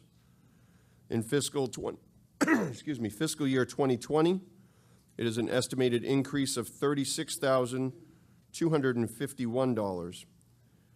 And further, to reduce the appropriation made in Article 2 by $29,657,000 for the current fiscal year, such sum representing the additional cost savings attributable to the increase in salaries and reductions in benefits required by the new agreement over those that would be paid at current staffing levels. Majority vote is required. This is recommended by the school board 5-0. It is recommended by the advisory budget committee 5-0 with 1 abstention. So you would move that. So I'm so sorry. Yes, I make a motion. Yeah, okay, and second? And I second. Okay. Let's see here if there are discussion? So I have some highlights to go over. Okay. So highlights of the support staff agreement, 2 years. Year 1 is a savings to the district of $29,657. Steve, can you just go to the next slide, please? Year 2 is a cost to the district of $36,251. There is a 1-step increase in the 2018-19 school year and a 1-step increase in the 2019-2020 school year. There is a change in insurance savings of an estimated $90,000. Increase incentive to not enroll in the district's insurance plan was increased from $500 to $2,000. Next slide, please, Steve. The wage increases in year 1 are increases on all on and off step schedule of 58 cents. And the wage increase in year 2 for off schedule is 35 cents. For on schedule is 25 cents. Additional changes in the agreement pertain to the leave of absence. Changes where personal leave may be used only for compelling business and emergencies for which no time other than in-school time can be used. Reasons for leave must be submitted to the building principal. Personal leave may not be used for recreation. Personal days that are not used by the end of the contract year shall be added to the bargaining unit members' sick leave, subject to the accumulation limits. Any questions or discussion on this article? Please.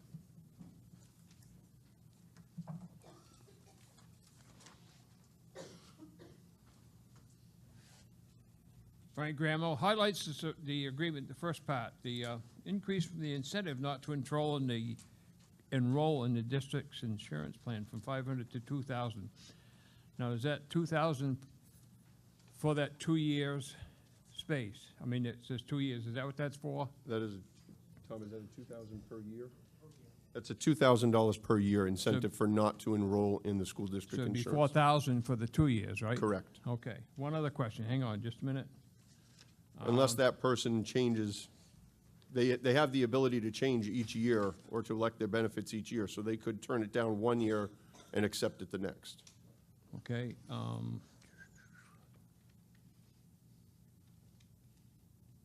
Nope, I guess that's it. Thanks.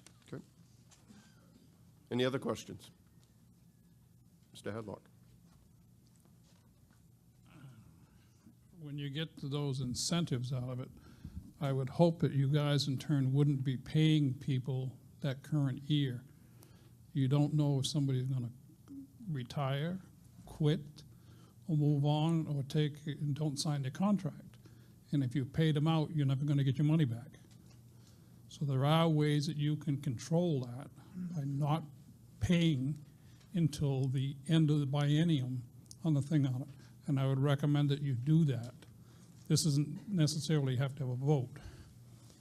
The second thing that I think it should be happening is that I think you should be going to a 1-year contract, not a 3-year contract.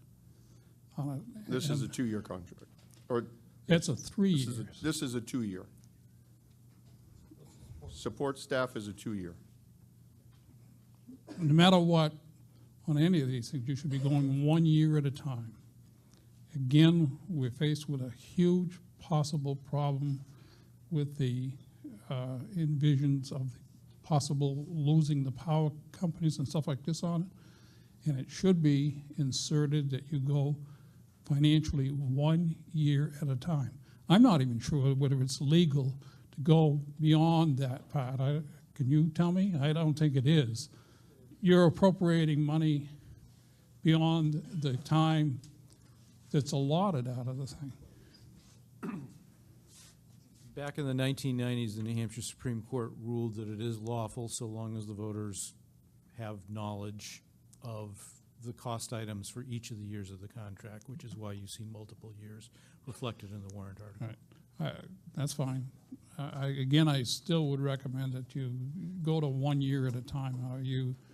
You really are faced in this town with a huge unknown out of it, and if you don't go to the 1 year consequently, then you can in turn increase them per year out of it. But I would not highly recommend that you continually going in 2 and 3 year increments on these things.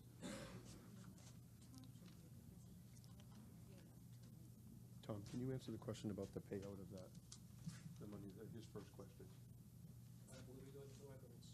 Okay, is it the beginning or the end of the year, 2 increments? Okay, so that, just to clarify, Mr. Hadlock, that incentive is paid out twice. It's paid out December and then June. So midway through the year and the end of the year. Don't. That's what's going to lick you guys, because somebody's going to move and go. They don't post a bond. They just up and leave and go, and they take the money, and you won't get it back.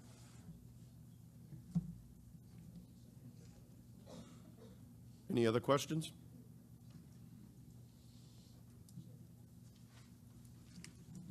Do I need to move on to the next article? No, right? Yeah.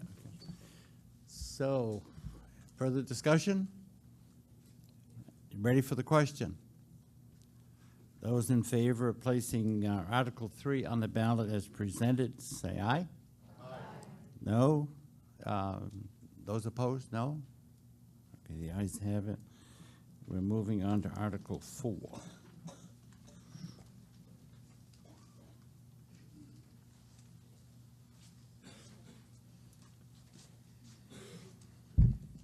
Article 4, special meeting for defeated agreement.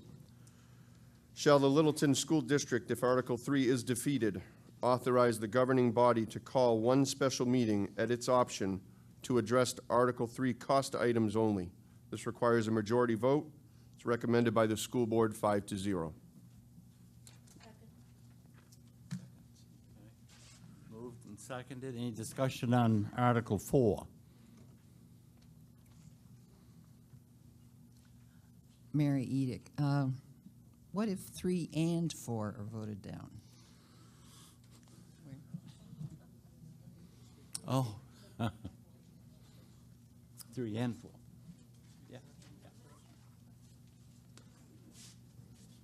Article 4 simply allows the board, if Article 3 is defeated, and then the parties, the union and the board, negotiate or renegotiate the collective bargaining agreement, to call a special meeting to ask whether you approve the renegotiated agreement without going to Superior Court.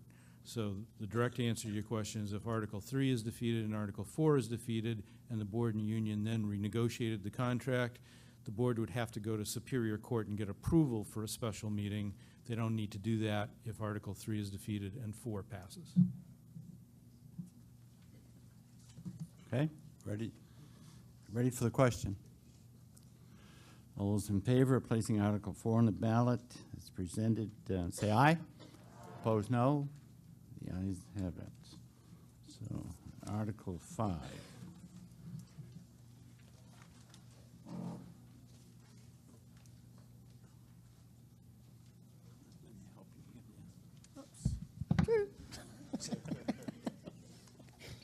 All right.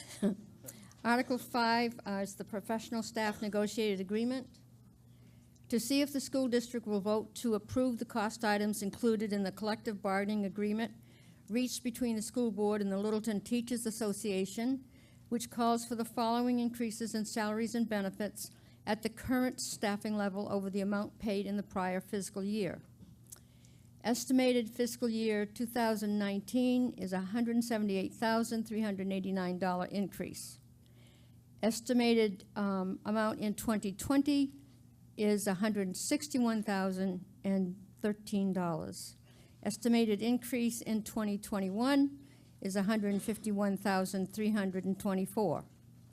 And further to raise and appropriate $178,389 for the current fiscal year, such sum representing the additional cost attributable to the increase in salaries and benefits required by the new agreement over those that would be paid at current staffing levels.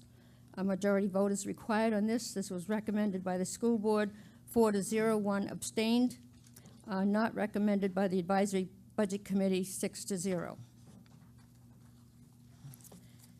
To discuss, I'm moving Article 5 and second. And then I have a few comments. Get the next slide up. Highlights of the professional staff agreement for 3 years. Estimated increases. Year 1 cost is $178,389. That is a 2.8% increase in salary.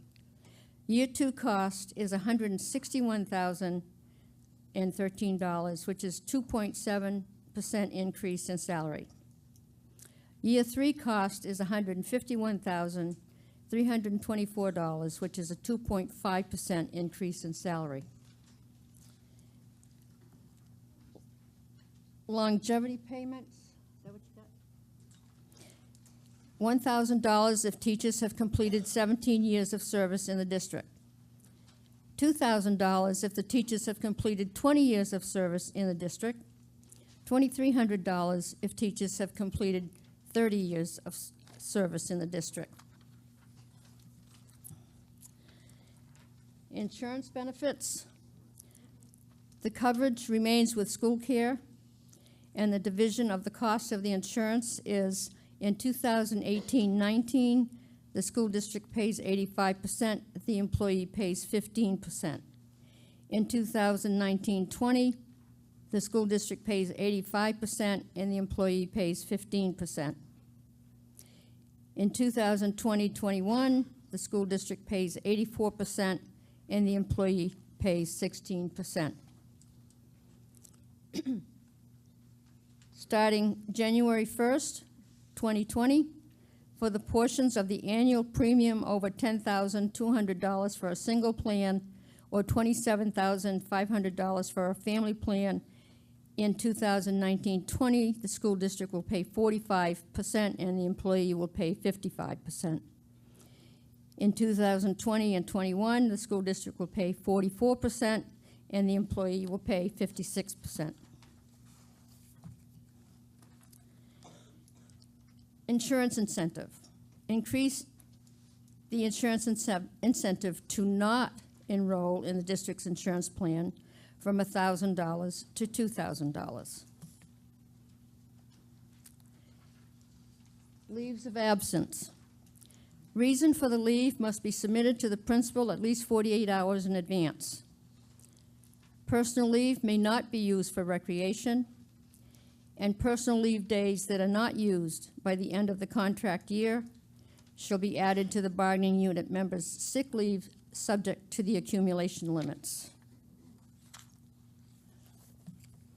Childcare. Change from no charge to employees for the district childcare program to a 50% charge. Any questions?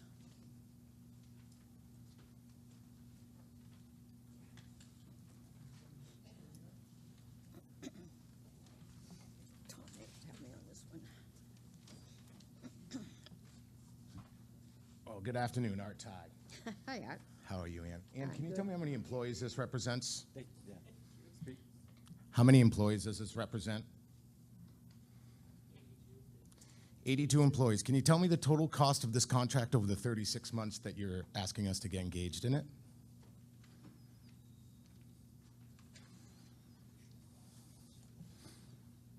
Estimated is fine.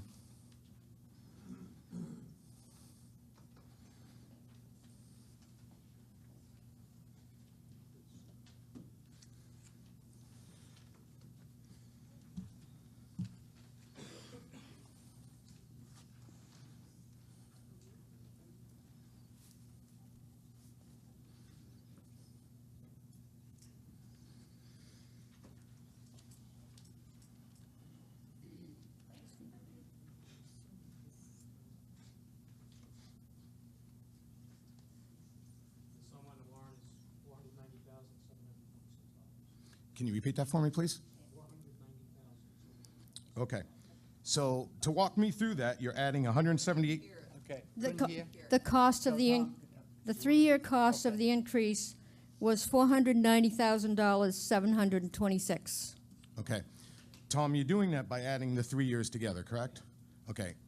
I might be wrong here, and I'll sit down and shut up.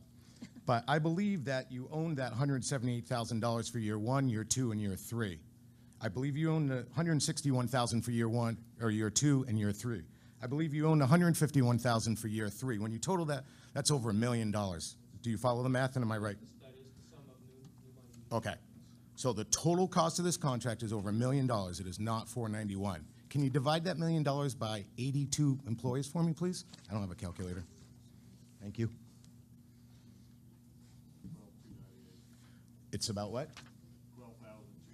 So for each of the 82 employees, it is how much per the 3-year contract? So for $12,000 for 36 months is what this contract is costing us in total estimated dollars. What is the equalized tax rate, tax value for the town of Littleton currently? 718? So $1 million, that's over $1 per thousand over a 36-month period of time. Where I'm going with this is Mr. All tonight talked about a $12.2 million labor problem that we continue to grow and we have no control over. But right now, we're about to vote on $1 million expense that's going to increase over 36 months. My concern with this is, What you did, Tom, is going to be what the taxpayer does. They're going to add the 3 columns together and say, well, that seems fair, and rightfully so, whether it is fair or not. That's the number that they're going to vote on. And I think, Ann, as a school board, you need to present this number to us in its whole entirety as a total cost of a contract that's different than from today. Because this is how we've gotten to this $12.2 million. Is it fair? I don't know. I haven't read the contents of what you gave up to what you get, so I'm not going to judge whether it's fair. I'm only judging that you're not telling us the whole story. Thank you for your numbers.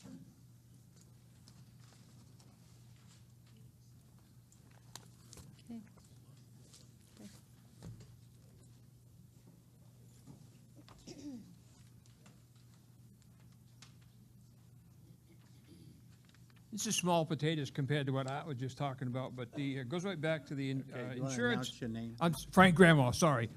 This is small potatoes compared to what I was just talking about, but you know, the 1,000 to 2,000 to not enroll in the district's insurance. Now, is that 2,000 for the 3-year contract, or is that 2,000 per year? That's for 3, so that's $6,000. That's twice you guys have done that tonight. It looks like it's just 2,000. I think he's right. We need to see more, you know. The cost that we're avoiding by paying that incentive is between $8,000 and $23,000. I'll go along with that, and I understand that. That was a good dodge.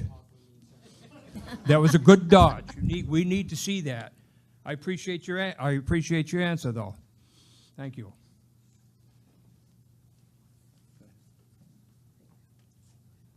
Okay, Ralph Hodgman. I got a question on the insurance benefits. On page 36 or slide 36, you've got school district pays 85, 85, 84, and the employees paying 15, 15, and 16. What is the next slide? Isn't that the same thing, or is that for future years? What's the difference between this slide and the next one? We got 45 and 55.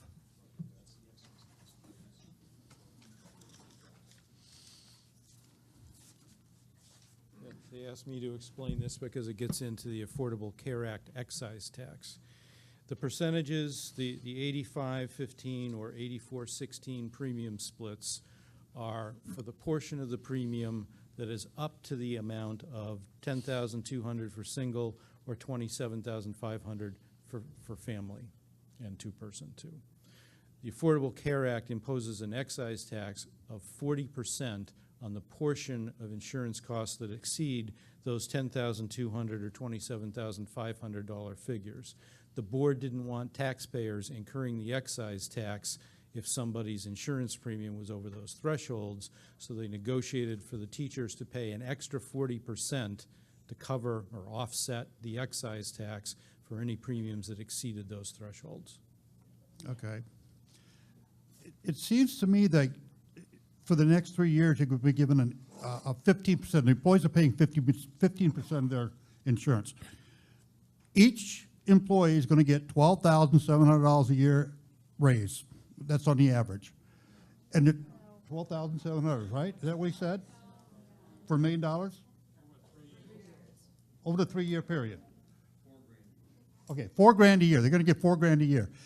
But 15% is really, really low for an employee to pay for benefits. I don't know of any company anywhere that the employee only pays 15%. So I think that for this article, that's really low for this agreement. So.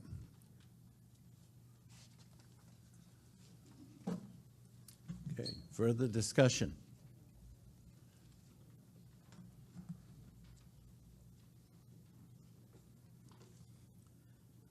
I'm pretty sure the number wasn't You want- $4,000. you wanna announce your name? Sorry, I'm Dan Brodeen. Okay. And I'm pretty sure the number wasn't $4,000. And I'm not really 100% sure on Art's math. What's that? Business manager will show you too, because I want you to understand since you're negotiating it for us. Okay, Art, just Yeah. so everybody can hear. So we're going to speak together, okay? You Oh, ready? this ought to be fun. Should we hold hands? So you have an employee that shows up for $178,000 and you pay them that year one. You Well, have we the- got 80-some. 82, but we're gonna make it just, an employee shows up, and you give them $178,000 worth of new money. That doesn't go away on year two. You still have that 178,000. Do you agree so far? I agree so far. Okay. So then year two comes along and we add 161,000. Mhm. Then year three comes along and we add 151. But when we get to year three, we still have 161. Wouldn't you agree? So you don't just add these three columns together. You got to go 3, 2, and 1. Do you see that? I do. Yes. Because this comes up once. This comes up 3 times, 2 times, 1 time. Mhm. So you got to add them all. But that's why it's not that Oh, the union oh, is being no, disrespectful no. and non-negotiable. And I It's that understand. it's not clear, and what it does, Dan, is it puts you against me, because these people who are voting, and I say that respectfully, the people that are voting are trying to read this and understand this and say, is it really worth it? But when they vote on this and then their budgets go up, they don't get it. So it just needs to be explained, that's all. It's okay. Okay, so we do have somebody that would like to speak to that. The attorney would like to speak to that.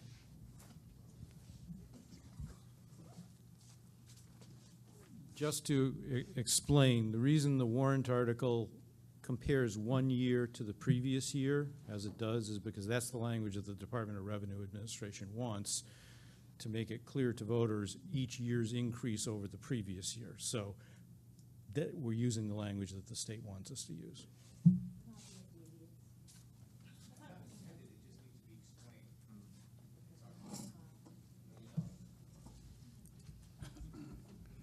Further discussion? I'll sit down now, Art.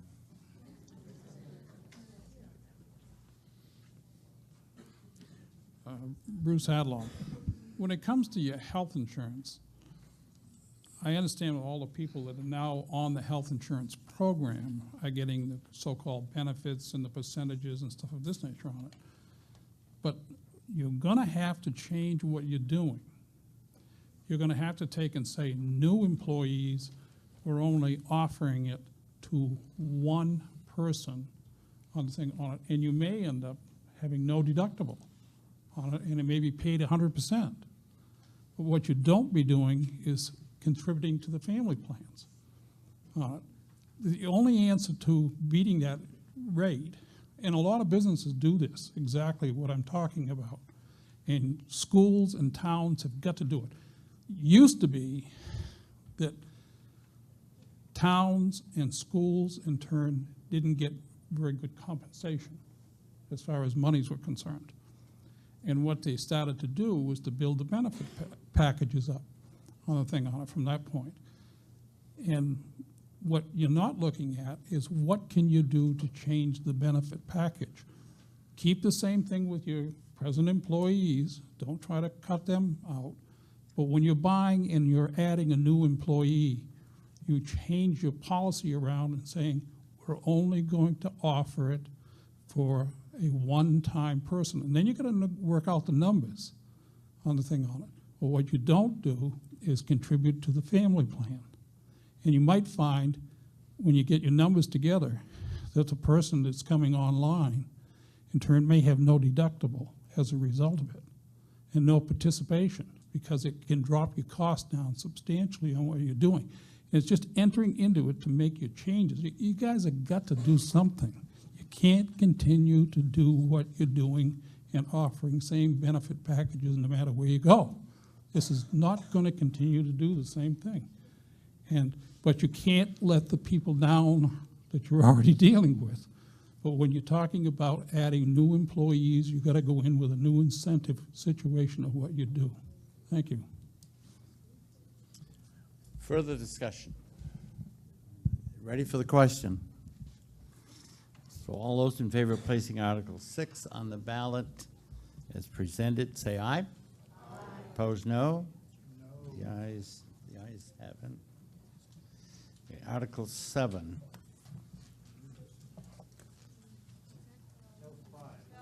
I'm sorry. Sorry about that. Yeah, that's good. That's a good thing. So that's Article 5. So we're going to Article 6. Sorry about that. Do we have a motion on Article 6? Okay. Article 6, special meeting for defeated agreement. Shall the Littleton School District, if Article 5 is defeated, authorize the governing body to call one special meeting at its option to address Article 5 cost items only? Recommended by the school board, 5-0. Second.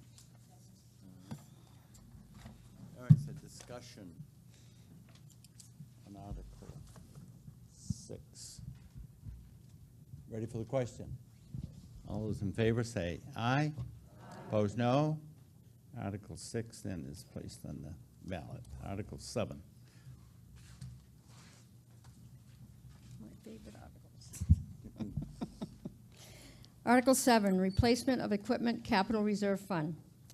To see if the school district will vote to raise and appropriate up to the sum of $50,000 to be added to the replacement of equipment capital reserve fund created May 24th, 1984. This sum to come from June 30th, 2018 fund balance available for transfer on July 1st, 2018. No amount to be raised from additional taxation. Majority vote is required. Recommended by the school board, 5-0. Not recommended by the advisory committee, 6-0. I move to place Article 7 on the floor.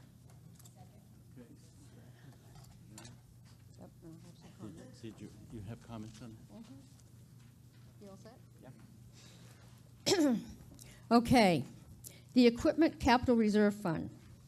The account balance as of 12/31/2017 was $133,487, minus an LHS HVAC for $37,500, minus 4 unit ventilators at Lakeway for $45,000. So the remaining balance is $50,987. Projects completed since around 2013 or 14 from this fund. We have replaced the old playground at Lakeway for $39,978. We did some improvements at the Lakeway playground again the following year for $11,335. And in 2016-17, we had to replace 2 unit ventilators for $19,040. Potential projects, if we were to have this money, would be putting an HVAC over the LHS cafeteria and 4 more unit ventilators. For that total cost, it's about $83,000.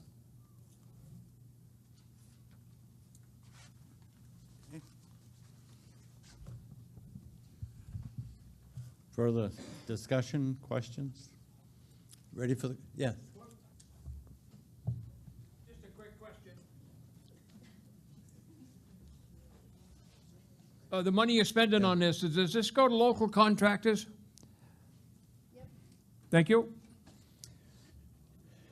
Okay. Okay, Ralph Hodgman again. Hey, going back in the operations and maintenance, you're asking for $67,820 in building repairs and equipment. And whoever said, talked about that, weren't you talking about the HVAC systems?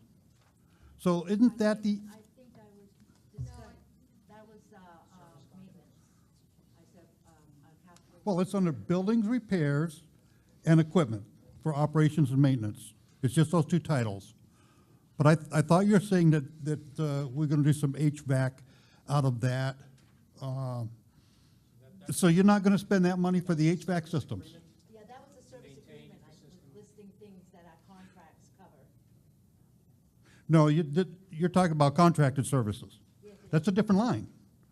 I'm talking about buildings, repairs, and equipment. You got $820 more this year than you had last year for those. And I know you were saying something about the HVAC system and the ventilating systems when you talked about those, but now you're coming up and wanting us to bring that also out of the capital reserve. And I just want to understand, is that what you're trying to do? You got 67 and actually you're asking for another, what, 50?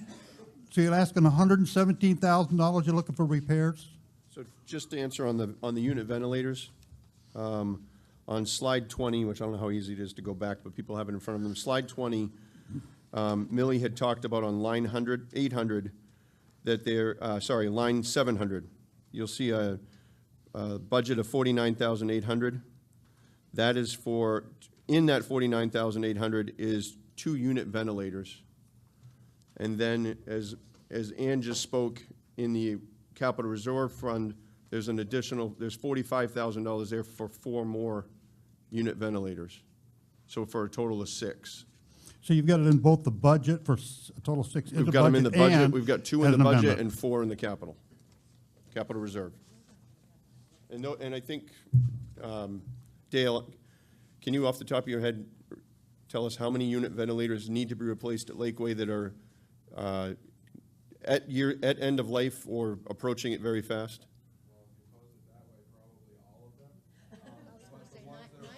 But all heat or no heat is 7 of them, and then there's an additional 3 more that are functioning right now. But I think there was a total of 10 at the last facility meeting. So at this point, you've repaired 3. They're ready to go. You've got new ones in there because you've been putting new ones in there. So you got 4 new ones in there, and you're looking for 6 more this year, all in 1 year, because they're all that bad. We've got 7 that either have no heat coming out of them, or you can't regulate the heat, and they just run at full speed.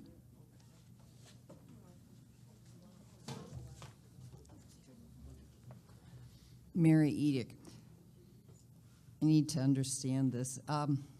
In the town, when we have a capital reserve fund, and one of the departments has that capital reserve fund, and they want to buy something that year, they usually, I understand, they have to have an article to have our authority to spend that money for that item.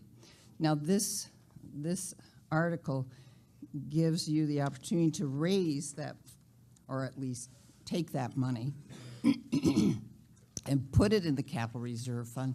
But where is the article to give you the authority to spend it? The capital reserve articles are written for the agents to expend, which is the school board.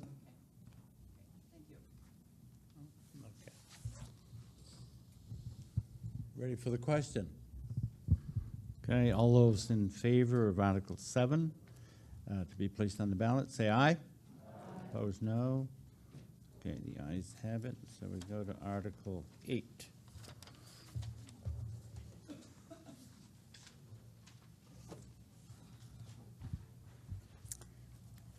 Article 8 is the school facilities capital reserve fund. To see if the school district will vote to raise and appropriate up to the sum of $30,000 to be added to the school facilities capital reserve fund created March 16, 1993. This sum to come from the June 30th, 2018 fund balance available for transfer on July 1st, 2018. No amount to be raised from additional taxation. Majority vote required. This article is recommended by the school board 5-0, not recommended by the advisory budget committee 6-0. I move to place the article on the floor. Second. Jesse, second. To speak to this article, the capital facilities maintenance fund, the account balance as of 12/31/2017 was $188,134. Less the gym roof that we just put on a little while ago at Daisy Bronson Littleton High School, minus $50,000. So that brings the remaining balance down to $138,134. Projects completed from this fund since around 2014 has been the multi-purpose roof at Lakeway for $57,400, 2 bathroom renovations at the high school for $36,900, and a second floor roof at Lakeway for $84,530. Potential projects to come from this fund is another roof at Lakeway, which I've heard is leaking, and 2 to 4 bathrooms at Littleton High School for about $72,000. I just want to say, folks, we are using those capital reserve funds. Thank you.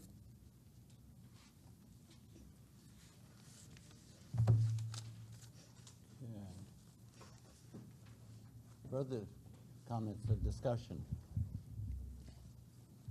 All those in favor of placing Article 8 on the ballot, say aye. Opposed, no. The ayes have it. So that concludes the articles for this year's school meeting. Entertain a motion to adjourn. Second? Favor, say aye. Opposed, no. Good night, folks.